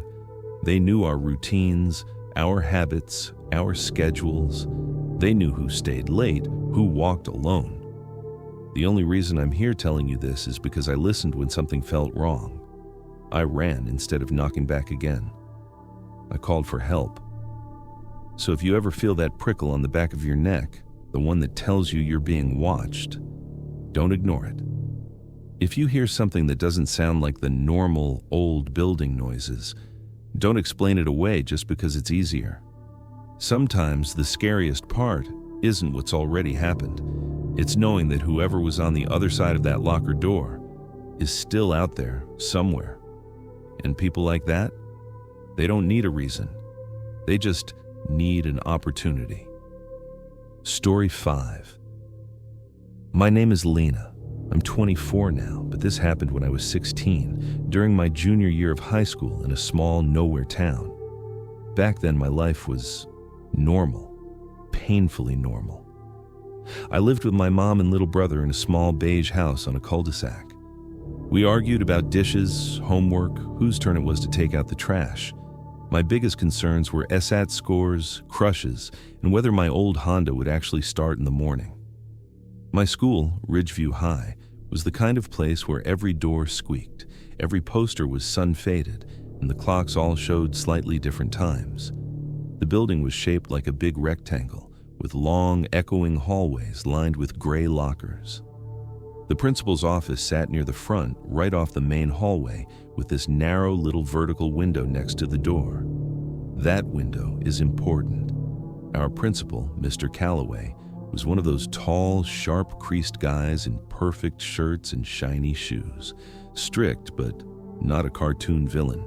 He knew names, he made corny announcements, he left every day at exactly 4:15 p.m., walking out with his briefcase, nodding at whoever was still in the hall. And his office door, always locked, always. You know how schools have their own little myths? Ours was stupid and simple. After dark, there was a shadow in the principal's office. Kids would joke about it at lunch. I swear I saw someone standing in there after he left. Yeah, the principal has a ghost. Maybe it's the kid who failed algebra and never left. It was funny because we all knew the same facts. The door stayed locked, the blinds were usually half closed, and the little window beside the door almost always showed a faint shape inside if you walked by at the right angle. We called it the shadow. but everyone assumed it was just a coat rack or a filing cabinet or a trick of the light. Nobody actually took it seriously, even me. I got dragged into it because I was an office aide that semester. They gave me a pass to deliver attendance sheets, run errands, that kind of boring stuff. It meant I spent more time near the principal's office than most students. The first time things felt off was a gray Tuesday in October. It was around 5 p.m., already getting dusky outside. I'd stayed late for a math retake, and I was walking down the main hallway toward the front doors. Most of the teachers had left. The building felt hollow, you know? You could hear your own footsteps bouncing back at you. I passed the front office and saw the secretary's desk empty. The lights were on, but nobody was there. Mr. Calloway had already left. I'd watched him power walk out at 4:15, like always. As I walked by his door, I glanced at the little window. There it was, a tall, dark shape filling most of the glass. It looked exactly like someone standing inside, facing the door. Shoulders, head, straight posture. I slowed down. My heart did that weird little double thump. That's stupid, I told myself. It's just the coat rack, or the light from the hallway, or both. I took a step closer. The office behind the glass was dim, blinds mostly drawn. The shadow didn't move. It was too solid to be a reflection of me, and I was standing off to the side anyway. I held my breath, waiting to see something, anything, shift. Nothing. Finally, I laughed under my breath, feeling ridiculous, and walked away. I told myself it was nothing, I remember thinking. Just one of those school stories. If I'd listened to my gut right then, maybe things would have stopped there. The next couple weeks, I kept noticing it. Sometimes in the early morning, when Mom dropped me off before the buses came and the halls were still half dark. Sometimes after last bell, walking past on my way to the parking lot. Always that same shape in the same spot. The door was always locked when I tried it. I checked a couple times just to prove to myself I was being dumb. I asked my friend Danny about it at lunch one day, trying to sound casual. "You ever actually look at the shadow?" I said, picking at my fries. She rolled her eyes. "Oh my God, you too. My brother graduated 3 years ago and they used to talk about it then. It's just a coat rack or something. You're such a horror nerd, Lena." "Yeah, I know, it looks like a person." "Then don't walk past it," she said, laughing. "Congratulations, problem solved." Everyone treated it like that, like a joke. So I did too, at least I pretended to. Then little things started stacking up. As an office aide, I sometimes had to bring forms into Mr. Calloway's office while he was there. The room itself was boring. Gray carpet, big wooden desk, 2 chairs for students. There was a coat rack in the corner with his blazer and a couple of jackets. But to line up with the window the way I saw it in the hall, someone would have to be standing almost right in front of the door. One afternoon, I noticed something weird. I was putting a stack of detention slips on his desk when I saw his computer screen. It was on a door access log, a list of times and keycard swipes. I didn't read all of it, just enough to see the entries. There were swipes at 9:42 p.m., 11:03 p.m., 2:17 a.m. "Working late, huh?" I joked. He looked up, surprised, then clicked the window closed quickly. "Just checking something for maintenance, Lena. Don't worry about it." His tone wasn't angry, but there was this sharp edge to it that made me shut up immediately. As I walked out, I noticed a faint smell in the room that didn't fit him. Mr. Calloway wore the same light, clean cologne every day, but under it, there was something heavier, more musky, like someone else had been standing in there recently. Again, I brushed it off. Maybe a parent had been in there, maybe a teacher. It's amazing how much you can talk yourself out of, just because you don't want to be the paranoid one. The first time it got personal was on a Thursday. I'd just passed the principal's office between classes. I remember because I was wearing this blue hoodie with Ridgeview track on the front, even though I wasn't actually on the team. There it was again, the shadow in the window. I glanced at it, rolled my eyes, and kept walking. Later that night, I was scrolling through Instagram in bed. A new DM popped up from an account I didn't recognize. No profile picture, no posts, username, just a random string of letters and numbers. The message said, "You look nice in blue," right in front of my window. I stared at it for a long time. You know that feeling when your whole body goes cold but your face gets hot? Like your brain is shoving puzzle pieces together faster than you want? I typed back, "Who is this?" No response. I checked mutuals. None. I blocked the account, turned off my phone, and lay there staring at the ceiling. Probably a prank, I told myself. Someone from school who saw me in the hall and made a fake account.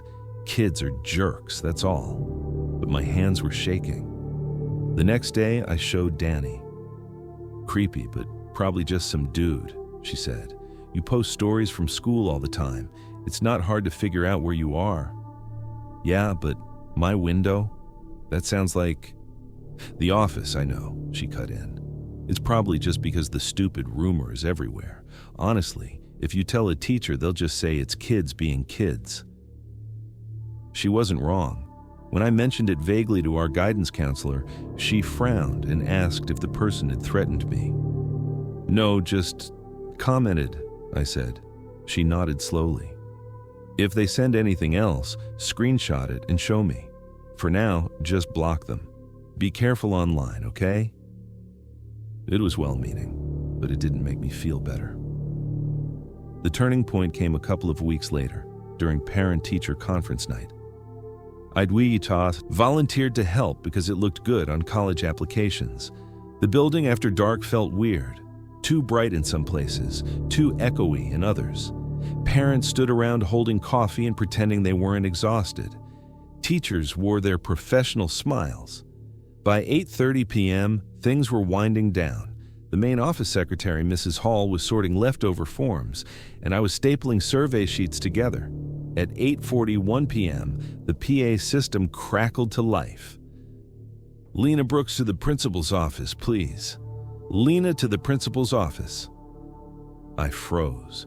The voice sounded like Mr. Calloway's, but flatter somehow, slower, like someone doing an impression of him but not quite getting the rhythm right. Mrs. Hall glanced over at me. "Did he forget something?" she murmured. Then she frowned. "That's weird. I didn't see him come back in." "I thought he went home at 4, I said. "He did," she answered. "Probably just forgot to sign something. He's always losing track of little things." She waved toward the hallway. "Go see what he needs, honey. Then you can head out." I didn't want to go. Every instinct in me was saying no, but I didn't have a real reason to argue. So I went. The hallway to the principal's office felt longer than usual. The fluorescent lights hummed overhead. Most of the classroom doors were open and dark, like empty mouths. As I turned the corner, I saw his door. For the first time since I'd been at that school, it was slightly open, just a crack.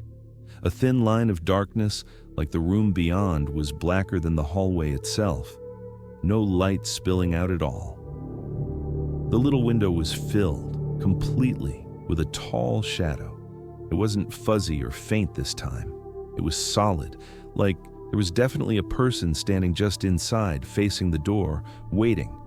My feet slowed on their own. "Mr. Calloway?" I called, my voice sounding small.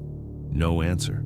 I took one more step, just close enough that I could see a sliver of the office through the crack in the door. The desk lamp was off. The blinds were closed, tighter than I'd ever seen them. The only light was from the hallway behind me, spilling in just enough to cast a long, black shape on the back wall. I realized, suddenly, that the shadow wasn't lined up with the coat rack or the desk. It was lined up with me. The shadow in the window was my own reflection now.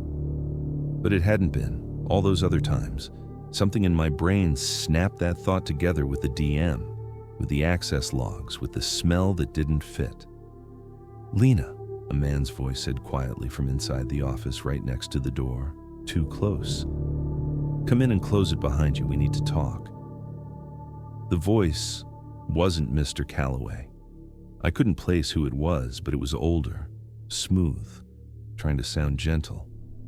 I didn't see a face, just the edge of a dark sleeve near the crack in the door. Every part of me screamed, "Run!" I turned and yanked on the hallway door to the main office instead, but it was locked from the other side at night. My hand slipped on the metal handle. Behind me, the principal's door creaked open wider. "Don't be rude, Lena," the voice said, a little sharper now. "You don't want to make a scene in front of your teachers, do you?" I bolted. I ran straight down the hallway, sneakers squeaking, not even looking back. I heard the quick, heavy steps behind me, gaining. There was this split second where I knew, absolutely knew, that if he got a hand on me and dragged me into one of those dark rooms, nobody would find me for hours. His fingers caught the back of my hoodie, yanking me backwards hard enough that my breath whooshed out. Instinct took over.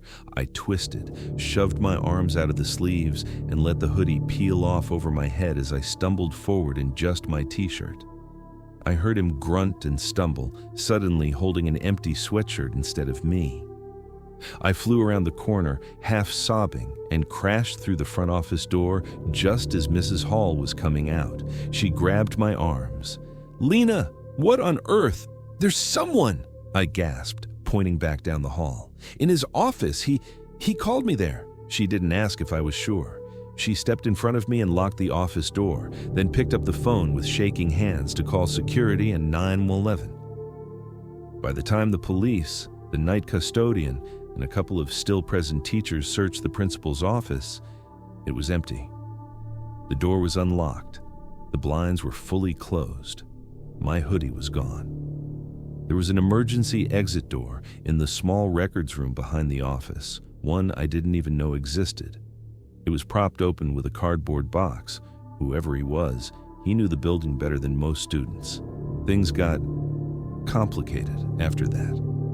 The cops questioned me, Mrs. Hall, and the staff who were still there. They called Mr. Calloway at home. He showed up flustered and red-faced, swearing he hadn't stepped foot in the building since 4 o'clock. They pulled security footage from the hallway cameras. Everything up to 8:39 p.m. was clear. You could see me walking toward the office. Then the footage glitched. For about 4 minutes, the screen went black and filled with static. When it came back, I was on camera again, sprinting down the hall in my hoodie and then out of it, being chased by no one. The frame looked empty behind me. It was the same on the other cameras, too. Every angle that might have shown whoever was in that office with me had the same 4-minute blackout. It later found that someone had logged into the system using an old maintenance account that had supposedly been disabled. The login had happened earlier that afternoon. The police asked if anyone had keys to the building besides admin and current staff. Turned out a night janitor had been quietly let go a month earlier for performance issues, which, after some pushing, turned out to mean he'd made inappropriate comments to a couple of girls on the volleyball team. When they went to his last listed address, he was gone. They never officially said it was him. There was no proof, no fingerprint, no clear video, no hoodie. Just me, a PA announcement nobody admitted making, and a locked door that had somehow been open. The school changed the locks and installed new cameras. They held an assembly about personal safety and reporting concerns. They offered me counseling, which I took. I transferred for my senior year. It's been 8 years, and I still can't walk past any office door with one of those skinny windows without glancing in, just to make sure nobody's standing on the other side watching. I double-check locks. I don't go back to my old high school, not even to visit teachers. If I hear my name over a PA system unexpectedly, my whole body tenses. Sometimes people ask why I'm so paranoid when nothing actually happened. But that's the thing. The scariest part isn't what happened, it's what almost did. Someone got into that building. Someone learned the routines, the blind spots, the rumors we all laughed about. Someone watched students from behind a locked door and used a stupid urban legend as cover. And for who knows how long, we all walked past that office, chuckling about the shadow, telling each other it was just a coat rack. If you take anything from this, let it be this. If your gut tells you something is wrong, Even if it's just a weird DM, a strange shadow in a familiar place, or a voice that sounds a little off, listen to it. Because people like that don't need a reason. They just need an opportunity. And locked doors don't mean much if the person you're afraid of already has a key.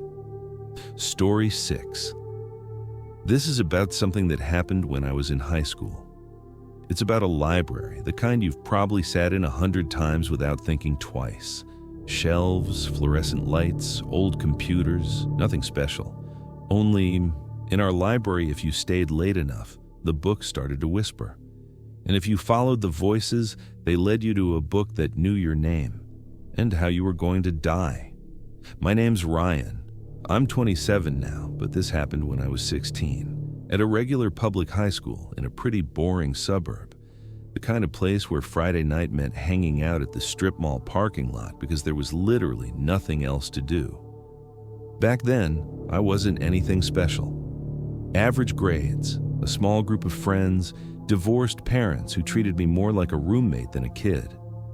I spent a lot of time at school because it felt more stable than home. I also worked in the school library after classes. It wasn't a real job, more like a student assistant thing to pad college applications. 3 days a week, I stayed an hour or two after the final bell. I shelved books, wiped down tables, logged in returns. Nothing dramatic. That library was my comfort zone. The air conditioning was always too cold and the place smelled like dust, printer toner, and old paper. The lights hummed faintly in that way fluorescent tubes do, and the carpet had this ugly pattern of gray squares that looked like pixels. It felt predictable, safe. You don't look at a school library and think, danger. You should, though, sometimes. The rumor started out as a joke. It was January, already dark outside by the time my shift ended. I was behind the front desk with Mrs. Carter, the head librarian, short, gray hair, cardigans with seasonal pins, the whole stereotype. A couple of kids from my grade were sitting at a table, pretending to study and actually scrolling through their phones. One of them, a girl named Emma, looked over at me and said, "Hey, Ryan, you ever stay here really late, like past 5? "Sometimes," I said. "Why?" She smirked. "My brother says if you stay late enough, the books start whispering to you, like they tell you secrets." "Creepy stuff." Her friend laughed. "Yeah, he also said the vending machine is haunted because it keeps eating his dollar." Mrs. Carter just rolled her eyes and stamped something. "Stop scaring my assistants." We all laughed it off. It sounded like the kind of dumb urban legend someone makes up when they're bored in detention. The whispering library. You'd think that's the kind of thing you only hear in a story like this, but the thing about rumors is that sometimes they're based on something real. The first time I heard it, it was subtle enough that I almost ignored it. It was a Tuesday, about a week after that conversation. The sky outside the big windows was already dark, and snow was piled in dirty slush along the sidewalks. The library was almost empty, just me, Mrs. Carter in her office, and one kid working at a computer. I was in the back, in the non-fiction section, shelving a cart of returns. It was quiet.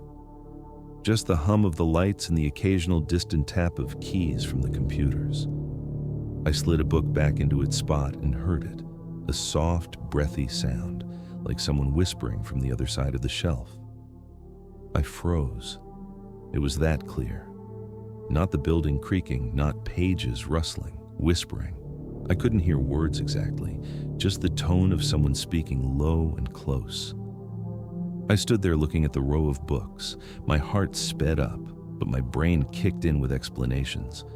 Probably the kid at the computer talking on their phone. Maybe the vents.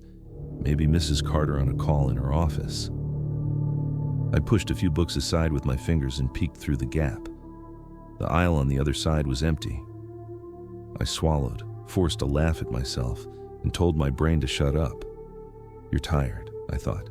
"You've been here too long. It's just noise." I went back to shelving. The whispering didn't return that night. If it had just been that one time, I wouldn't be telling you this. The second time, someone else heard it too. A few days later, I was at lunch when my friend Malik sat down across from me, dropping his tray like it weighed 50 pounds. "Dude," he said, "your library is weird." I was halfway through a stale piece of pizza. "What, did Carter yell at you again?" "No." He leaned in. "I was in there last period, making up a quiz. No one else was there. And I swear to God, I heard someone whisper my name from the stacks." That made my stomach lurch in a way I didn't like. "From where?" I asked. "Back by the biographies. I thought it was you or something, but when I went to look, nobody was there. It was like, he shivered. "Right by my ear, man. You know that feeling?" Yeah, I knew that feeling, even if I didn't want to admit it. I tried to shrug it off. "It's probably the vents," I said. "Or those old speakers. Carter said the intercom system is messed up." He stared at me for a second. "Yeah, maybe." He didn't sound convinced. You probably know that feeling too, where something doesn't make sense, but admitting that out loud makes it too real. So you both pretend you believe the easy answer. Things escalated from there, but not in a cinematic way. It was slow, like a knot tightening. More kids started making comments. I heard someone say my name when I was looking for a book. I thought someone said, "Don't go behind me," but nobody was there. Sometimes it sounds like the shelves are talking. Most people laughed. Creepy library, ha ha ha. A couple kids actually liked the rumor. They'd dare each other to go stand alone in the aisles with the lights half off and listen. But a few of us stopped joking, because little things kept happening. A book would be left open on a table with a specific name underlined in the text. Post-it notes with phrases like "be careful on the stairs" would show up stuck to random pages. A list, handwritten on scrap paper, turned up in the lost and found box with several students' names and dates next to them. We thought it was just a prank at first, some bored kid trying to build on the ghost story. Mrs. Carter agreed. "Teenagers," she muttered when I showed her the list. "Someone's trying to be clever. Throw it away, Ryan." So I did. But I kept thinking about it, because one of the names on that list, next to a date, was a kid from my math class, Lucas. And on that date, Lucas slipped on the icy front steps and broke his arm. Coincidence, that's what I told myself, until the book with Emma's name in it. It was another late afternoon. The sky outside had that flat gray color that makes time feel weird. We were about 10 minutes from closing when Emma rushed in, cheeks red from the cold. "Ryan," she said out of breath, "come here, you have to see this." She dragged me to a table in the back where a thick hardcover book sat open. It was some boring old reference volume, the kind nobody actually reads. On the inside back cover, someone had written in neat black ink, "Emma Collins, Feb 3, hit by car, survives, scar on left knee." I stared at it. "Okay," I said slowly. "That's weird. Did you write this?" She glared at me. "Why would I write about myself getting hit by a car?" I looked up. "Did you get hit by a car?" She hiked up her jeans, showing a fresh bandage on her left knee. "Crosswalk by the Starbucks," she said quietly. "Yesterday. Guy ran the red.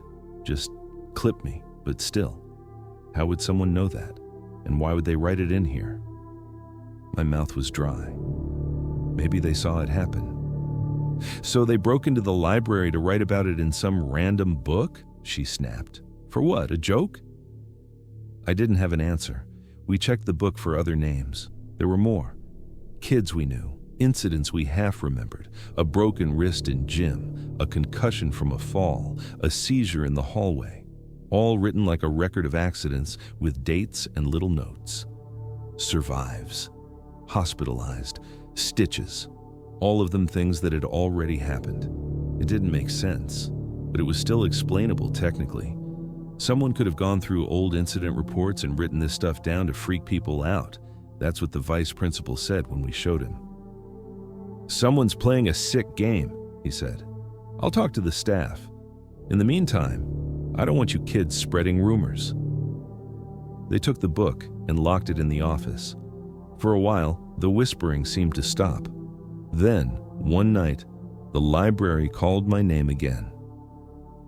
It was a Thursday at the end of February. I remember because there was a storm warning on the news, and half the school had already left early. I stayed because I was stubborn and needed the hours. By 5 o'clock, it was just me and Mrs. Carter. The windows rattled with wind, and the lights flickered once or twice. She decided to leave a little early, told me to lock up at 5:30 and drop the keys in the office. "Don't dawdle," she said. "They're saying the roads are going to ice over." "Got it," I said. At 5:18, according to the old clock on the wall, I was back in the stacks reshelving a pile of paperbacks when I heard it again. Ryan, clear, right behind me. I spun around so fast I knocked a book off the cart. The aisle was empty.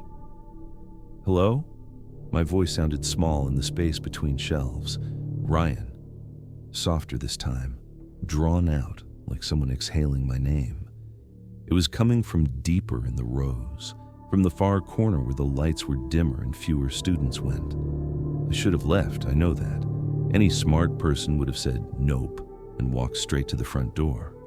But curiosity is a powerful thing, and there was this weird, heavy feeling in my chest, like if I didn't see what was making that sound, it would follow me home.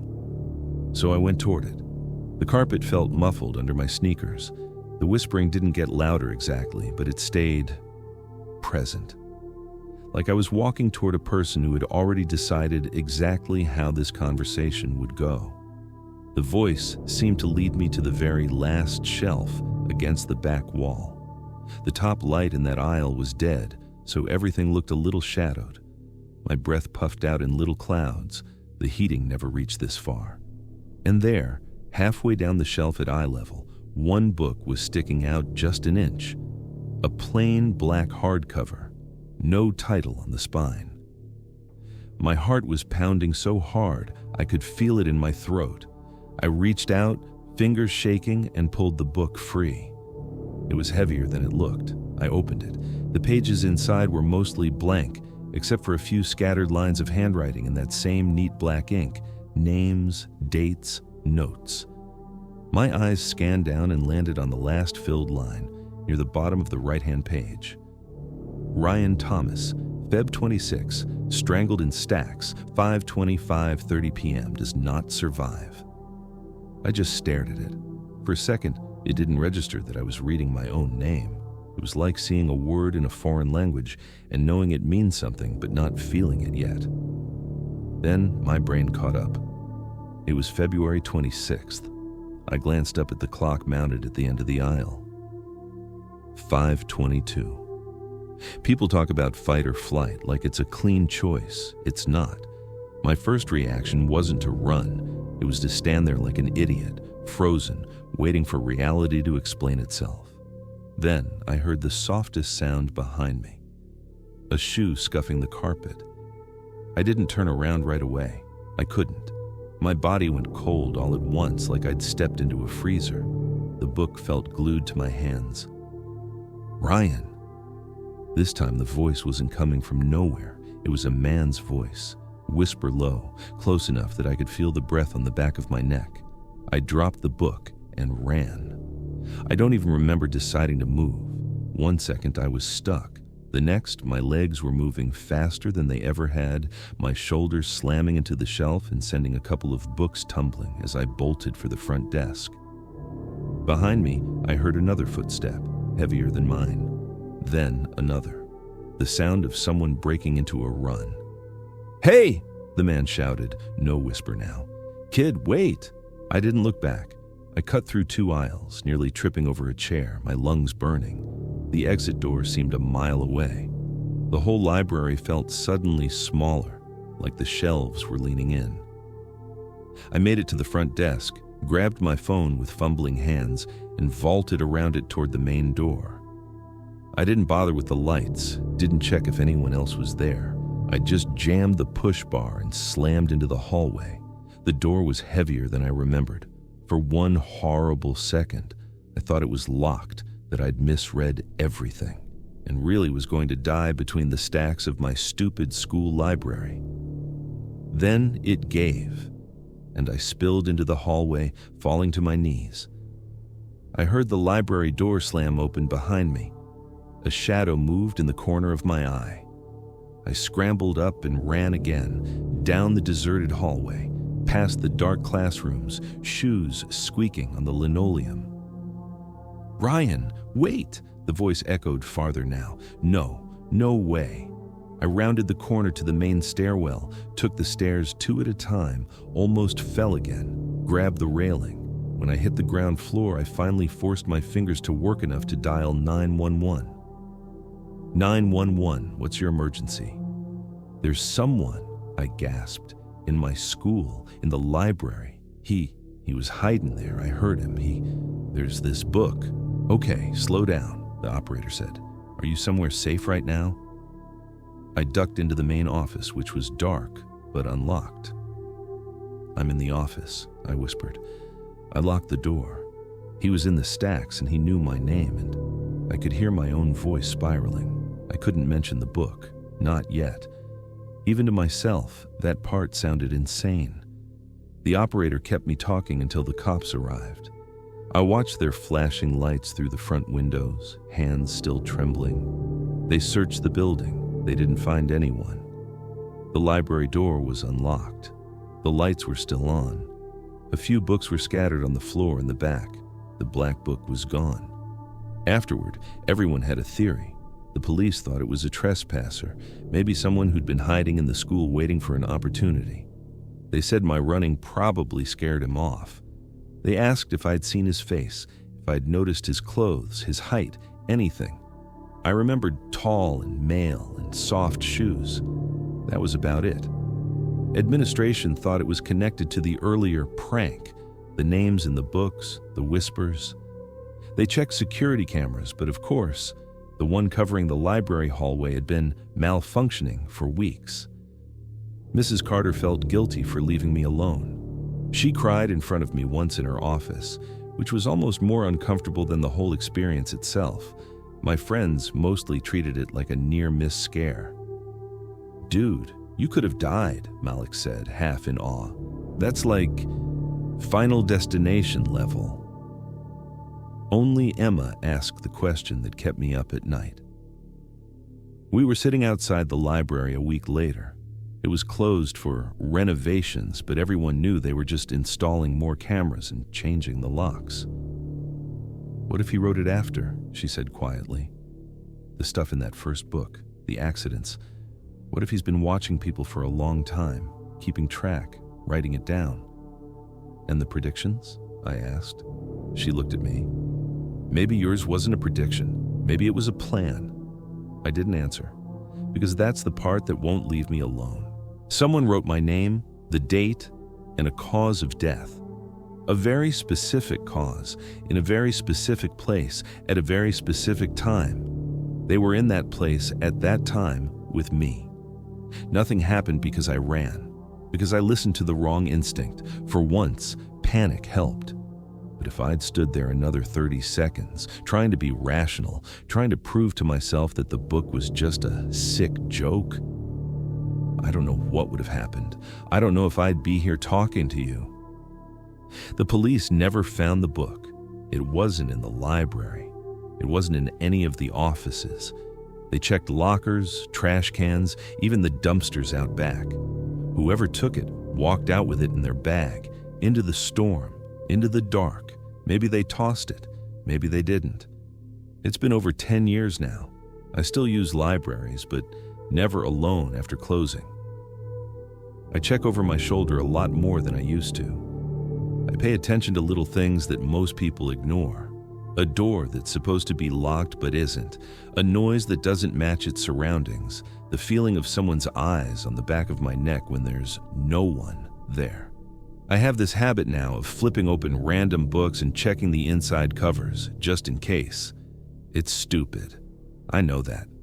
But I can't help it. Because here's the thing that really sticks with me. There were a lot of blank pages left in that black book. Empty lines, waiting. If this was just some messed up student with a pen and too much free time, fine. That's scary enough. But if it wasn't, if something else was using that book to keep score or to nudge events a certain way, then those empty spaces might not stay empty forever. So if you ever find yourself in a library after hours, when the lights feel too bright and the rest of the building is quiet, and you start to hear a soft sound, like someone whispering your name from between the shelves, don't go looking for where it's coming from. Don't be like me and assume you're imagining it. Don't tell yourself it's nothing just because you're scared of sounding crazy. Sometimes the scariest part isn't the voice in the dark. It's the fact that somewhere there might already be a line of ink with your name on it, just waiting for you to show up right on time. Story 7. This story is about something that should be boring and routine. A school bus, a familiar route, the same driver, the same kids, the same streets every day. Except one evening, the road didn't end where it was supposed to, and the driver stopped acting like a person. My name's Alex. This happened when I was 15, in a small town outside of Columbus, Ohio. Back then, my life was painfully normal. I lived with my mom and little brother, walked the dog after school, played too many video games, and complained about homework like it was some personal attack. Most days started exactly the same. 6:30 alarm, cereal that always got soggy too fast, rushing out the door with one shoe half tied, then the bus stop at the corner of Maple and 3rd. Yellow paint chipped along the curb, a crooked stop sign, and the old maple tree that dropped those little helicopter seeds all over everything. And every day at 7:05, like clockwork, bus 14 would pull up. Same squeal of the brakes, same low rumble of the engine vibrating through the pavement, same hiss when the doors folded open. It was like a metronome for my life back then. Our driver's name was Mr. Harris. Mid-50s, short gray hair, plaid shirts, always smelled faintly like coffee and motor oil. He wasn't friendly, but he wasn't mean either. He was just there, a background character in the routine. "Morning," he'd say, not smiling, not frowning, just neutral. And I'd mumble something back, flash my pass, walk to my usual seat, 3rd row from the back, left side. Same faces every day, same kids arguing about football, same girl in the front with the messy bun and AirPods, same little siblings pressed against the windows. If you've ever ridden a school bus long enough, you know, after a while the route feels like muscle memory. You don't even look outside anymore. You just feel each turn in your body. Left at the gas station, right at the church, slow down over the train tracks, stop at the 4-way where Mrs. Patel's bakery sits on the corner. Nothing about it felt unsafe. Honestly, that bus was one of the few places I didn't really think about anything at all. Until the week everything changed. The first off moment was so small, I almost didn't notice it. It was a Thursday in late October, one of those evenings when the sky goes gray early and the air smells like wet leaves. We had after-school study hall, so instead of the usual 3 kicks bus, I got on the late bus at 5:15, same bus 14, same driver. But when I stepped on, Mr. Harris didn't look at me. He was staring straight ahead, both hands tight on the wheel, knuckles white. His jaw was clenched so hard I could see the muscles jumping. Hey, I said, flashing my pass out of habit. No response, not even a nod. I remember thinking maybe he'd had a bad day, or maybe he didn't hear me. There were only 7 of us on the bus instead of the usual 30-something. The atmosphere felt hollow, like the school had emptied out and forgotten us. I shrugged it off, went to my usual seat, and pulled out my phone. We rolled out of the parking lot. For a while, everything seemed normal. Right turn past the football field, left at the gas station, the flicker of orange from the setting sun on the windows. I was half scrolling, half listening to 2 kids in the seat ahead of me argue about who cheated on a history test when something shifted. We passed the church. That was normal. But we didn't slow down for the train tracks. The bus just kept going. At first, my brain didn't register it. You know how when you walk home and suddenly realize you don't remember half the walk? It felt like that. Except my stomach did this slow, delayed drop. I looked up and out the window. The train tracks were behind us. The bakery corner was coming up. And we didn't stop there either. We rolled right through the four-way. No brake lights, no turn, nothing. I sat up a little straighter. "Hey," I called softly to the kid across the aisle, a freshman named Tyler. "Did we just skip your stop?" He frowned, glanced outside, then back at me. "Yeah, guess he's taking a different route." We both looked toward the front. Mr. Harris was still completely rigid, eyes on the road, hands glued to the wheel, not checking mirrors, not looking at us, not clearing his throat like he usually did. I told myself it was construction, a detour, something boring and explainable that I'd just missed. I put my phone away and tried to settle back, but that feeling in my gut wouldn't. Sometimes your body knows before your brain catches up. The sky got dark faster than it should have. I checked the time. 5:32. It shouldn't have been full dark yet, but it was. Not starry, not dusky, just black, like someone put a sheet over the town. The streetlights flicked on one by one, little halos in the nothing. We were on a road I didn't recognize. No houses, no storefronts, just a long stretch of cracked asphalt, no sidewalks, trees pressing in on both sides like a tunnel. I leaned into the aisle. Where are we?" A girl up front raised her hand like we were in class. "Mr. Harris, I think you missed my stop." Silence. He didn't even blink. The bus engine seemed louder in the dark, the sound filling the space where his voice should be. "Maybe he can't hear us," Tyler whispered, but he didn't sound convinced.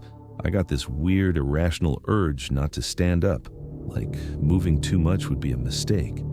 So I stayed halfway out of my seat and tried again, louder. "Mr. Harris?" Nothing. The only lights were the weak yellow ones inside the bus and the beams of the headlights cutting through the trees.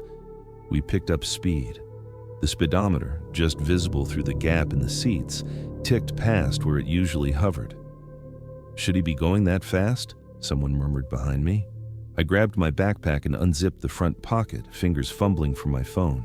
I texted my mom. On the bus. "Route is weird. You ever heard of construction on Maple?" The message just sat there. No delivered under it. I looked up at my signal bars. No service. That wasn't right. We weren't that far out.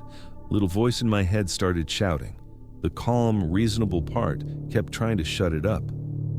Maybe we're cutting around an accident. Maybe the towers out here are spotty. Maybe the bus lurched, hard. Everyone jostled forward. A kid in the very front yelped as his backpack slid off the seat. "Whoa!" Tyler grabbed the metal bar in front of him. "Dude, what the hell?" The bus was veering off the main road, onto something narrower, bumpier. The trees got closer. Branches scraped the sides. A horrible nails-on-metal sound that made my teeth ache. "Mr. Harris, you missed my street," the girl with the messy bun called, voice shaky. "My parents are expecting me, sir." Still nothing. He wasn't adjusting the radio. He wasn't clearing his throat. He wasn't doing anything but staring at the road, eyes wide like someone had pinned him there. I don't know who said it first, but someone whispered the word kidnap. It sounded ridiculous. This was our driver. The same guy who'd told a 6th grader to stop throwing raisins 2 days earlier. The same guy who'd sat in this exact seat for years. And yet, the road felt wrong now. Too long. Like we should have hit some kind of intersection by then, but there was only more dark, more trees, more broken asphalt under the wheels. "Okay, this is messed up," Tyler muttered. He stood up, holding onto the seat in front of him for balance. "Sir? Should we call the school? Did something happen?" That finally got a reaction. Mr. Harris's shoulders jerked once, a tiny twitch, but his eyes didn't move. His lips parted like he was going to say something. What came out wasn't words. It was this low, breathy sound, almost like he'd been holding his breath for way too long and finally let a little out. I don't know why, but it scared me more than if he'd screamed. Tyler sat back down fast. Okay, nope, I'm not doing this. I swallowed, reached up and pulled the long yellow cord that runs along the bus ceiling, the one that usually signals the next stop. It made the bell sound near the front. Ding!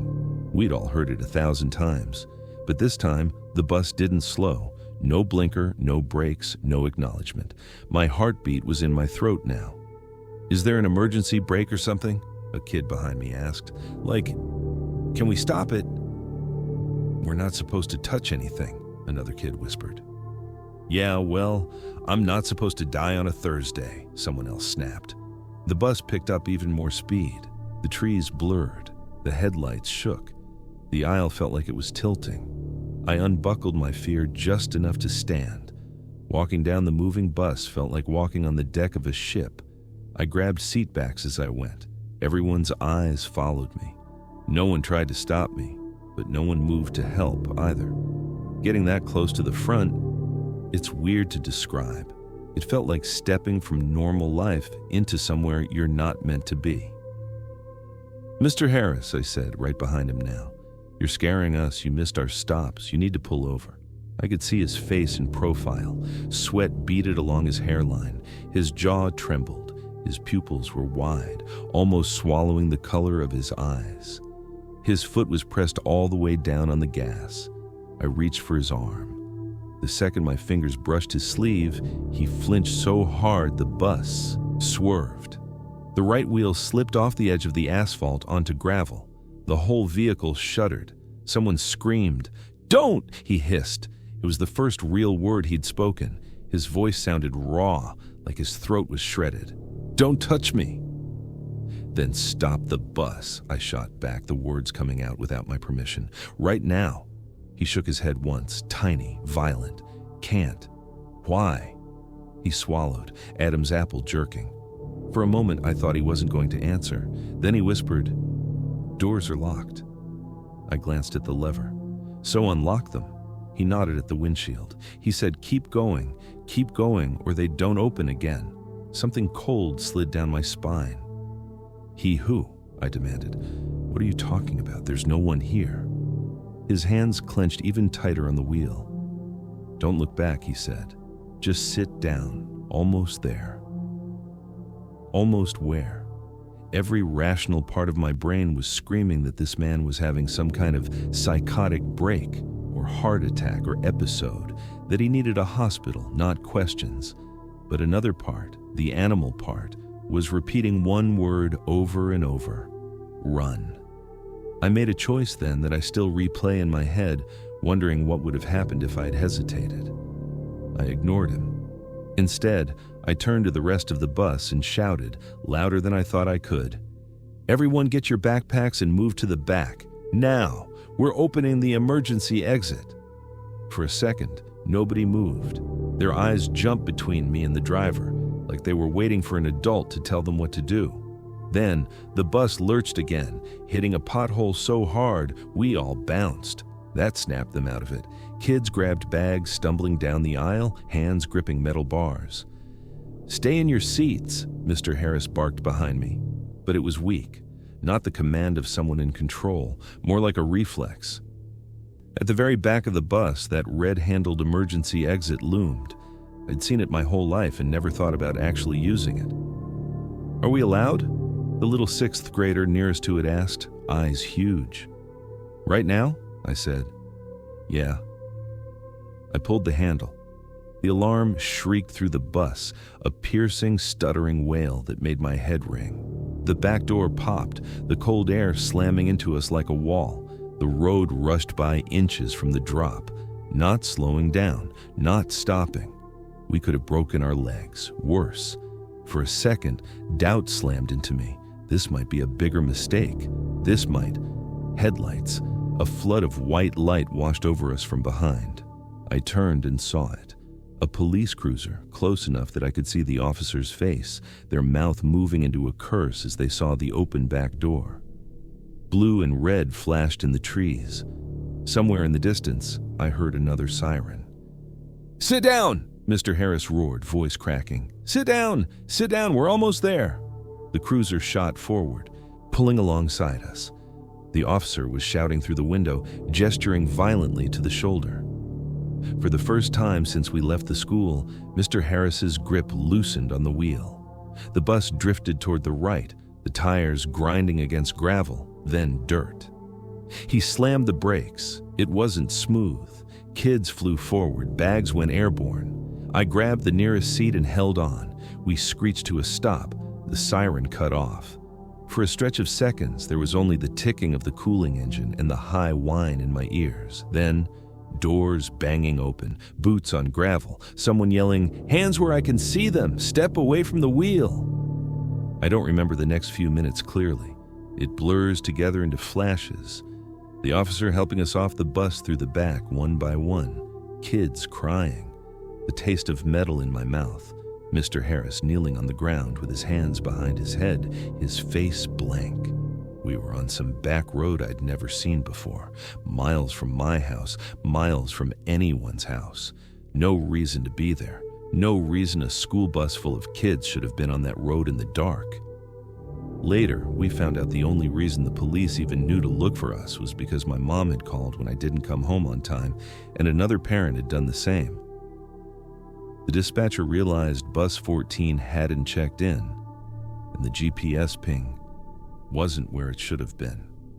That's why they went searching. That's why you're hearing this story from me and not reading it in some article with the word tragedy in the title.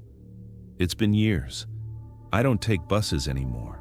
I don't sit in the third row from the back of anything. I can't even ride in the back of an Uber without watching the route on my phone like a hawk, quietly checking every turn. I still dream about that road sometimes, not in some supernatural cursed way, just that feeling of it stretching longer than it should have, the sky too dark, the driver in front of me, hands locked, voice barely human. We never really got an answer that made sense. The official story was that Mr. Harris had some kind of mental health crisis, stress, sleep deprivation, maybe medication gone wrong. He was evaluated, he lost his job. There was talk of charges, then there wasn't. Nobody ever explained why he kept saying the doors wouldn't open, why he thought someone had told him to keep going, what his plan was, if he even had one. When I ran into one of the officers years later, small town it happens, he told me something that still makes my skin crawl. He said when they pulled the bus records afterward, there were no mechanical issues. The door locks were working fine. The emergency brake was fine. The route GPS was normal until that last stretch. The only thing wrong, he said, was the human. Sometimes, late at night, I think about how ordinary it all was, right up until it wasn't. A bus, a driver, a Thursday. 7 kids who just wanted to go home. You'd think this kind of thing only happens in movies or in big cities or to other people. But the truth is, it doesn't take a haunted road or a demon or anything like that. All it takes is one person deciding to stop following the route while you're trapped behind them, trusting they know where they're going. If your gut ever tells you something's off on a ride, on a bus, in a taxi, in the back of a stranger's car, listen to it. Watch the turns, know the route, because the scariest part isn't that we almost didn't make it home that night. It's knowing that for a while, none of us realized we were lost. Story 8. I hope your door's locked, your curtains are drawn, and your hallway light is just bright enough to make you feel safe. Because tonight, I want to tell you about something that happened to me when I was in high school. Nothing paranormal, no ghosts, no demons, just a person using a very normal school in a way it was never meant to be used. My name is Aaron. I'm 24 now, but this happened when I was 16 in a small town where nothing really ever happens. The kind of place where people leave their cars unlocked in the driveway and teachers live around the corner from their students. Back then, my life was boring in a comforting way. I lived with my mom and little brother in a small ranch house, walked to the bus stop every morning, complained about homework, and spent way too much time scrolling my phone instead of studying. My high school was one of those big brick buildings that looked older than it actually was. 3 floors, long hallways that all looked the same, lockers painted a dull blue, and those humming fluorescent lights that somehow made everyone look tired. During the day, it smelled like cafeteria pizza, dry erase markers, and too much body spray. I felt safe there. Annoyed, stressed, tired, sure, but safe. You always think schools are safe. The first weird thing was so small that if I'd just thrown the paper away and moved on, maybe none of this would have happened. It was a Tuesday, late September. I remember because it was still warm enough that the classrooms felt stuffy and everyone was complaining about the AC. I went to my locker after lunch to grab my biology book, and when I opened it, there was a folded piece of lined paper sitting right on top of my things. At first, I thought someone had shoved a worksheet through the vents or something, but when I unfolded it, it was just one sentence, written in neat, almost too perfect handwriting. "You looked really pretty in that red hoodie yesterday." That was it. No name, no hearts, no jokes, just that sentence. You'd think that sounds kind of harmless, right? Maybe a shy crush. That's what my friend Jenna said when I showed it to her between classes. She smiled and elbowed me and said, "Ooh, secret admirer." But what bothered me wasn't the compliment. It was the word yesterday. Yesterday, I had worn that red hoodie at home. I hadn't worn it to school in weeks. "Maybe they meant last week," Jenna said. "Or maybe they saw you on the bus or something. Chill, Aaron." I told myself she was right. I crumpled the note and shoved it into my bag instead of throwing it away, and then I tried to ignore the way the hairs on the back of my neck were standing up. That was the first time I remember feeling watched in that building. After that, I started noticing little things, the kind of stuff you almost feel silly mentioning out loud. Like the same navy blue sedan parked across the street from the school entrance 3 days in a row. Engine off, windows tinted. I only noticed because I'd crossed there to meet my mom in the parking lot. On the 4th day, it wasn't there, and I decided I'd been paranoid, or the way our classroom door would be unlocked in the morning. We were told teachers had to unlock them, but twice I got to homeroom early and the door was already open, lights off, no teacher inside. Just my desk, my chair, my backpack exactly where I'd left it the day before. It felt like walking in on a room that had just been vacated. "I'm sure the janitor does a sweep or something," my homeroom teacher said when I asked. "Don't worry about it." So I didn't, or I tried not to. But the notes kept coming. They were never dramatic, never threatening, always just aware. "You should wear your hair down more. Hope your math test went okay. You look tired today, long night." They were always in my locker, tucked neatly on top of my books. No one ever saw anyone put them there. I changed my lock combination twice. I stopped telling myself it was some awkward crush and started feeling like I couldn't breathe when I spun the dial in the morning. When I finally showed one to my mom, she frowned, but tried to keep her voice light.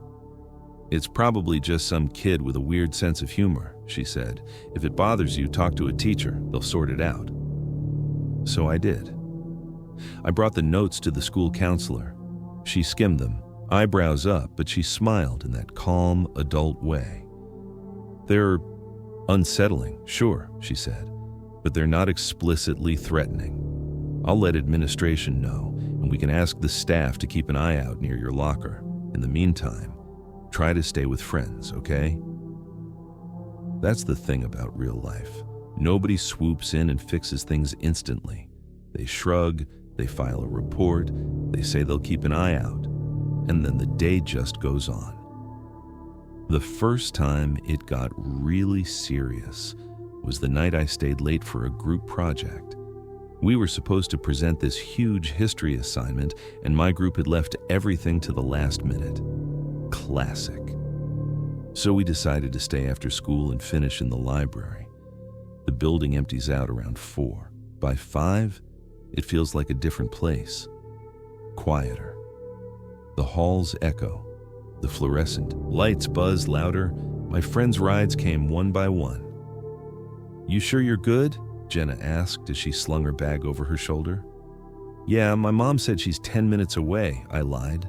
Mom had texted she'd be about 25, but I didn't want to sound like a baby. "I'll just print the last page." When they left, the silence rushed into the library like someone had opened a door. The librarian was at the front desk packing up her things. I could hear the soft click of her keyboard, the occasional squeak of her chair. I went over to the computer lab corner, saved our slides, and hit print. The printer made that mechanical whirring sound, and I stood there, scrolling my phone while the pages came out. That's when I got the text. Unknown number. No contact name. There was no message, just a photo. It was of me. Right then, you could see the side of my face, my red backpack, the glow of the monitor, the printer beside me.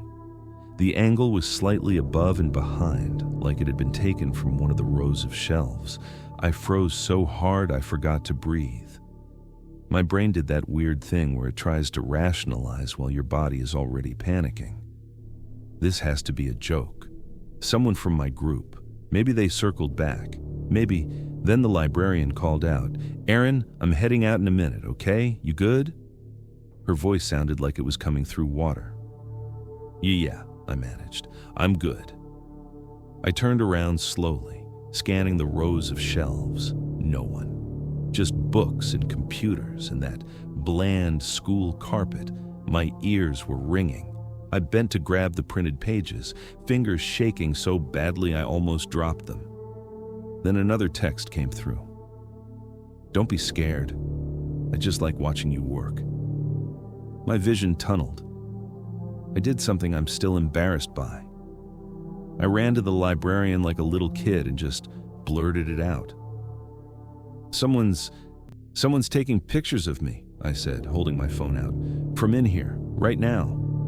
Her face changed fast. She locked the front doors of the library, did a quick sweep of the shelves, then called the main office from the desk phone. I stood there, staring at the carpet, feeling like any second someone was going to step out from behind a bookcase. The principal came down with the school resource officer, our campus cop.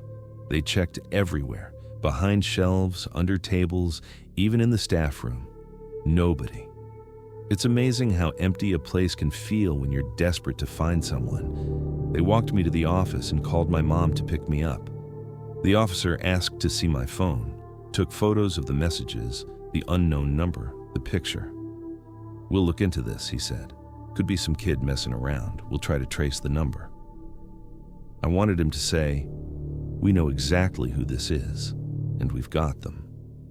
Instead, he said, "Could be, and we'll try." And that did nothing for the part of me that now wondered if that person was still in the building, watching us walk down the hallway. The school took it more seriously after that. They checked the cameras in the library hallway. Of course, the ones inside the library were pending installation.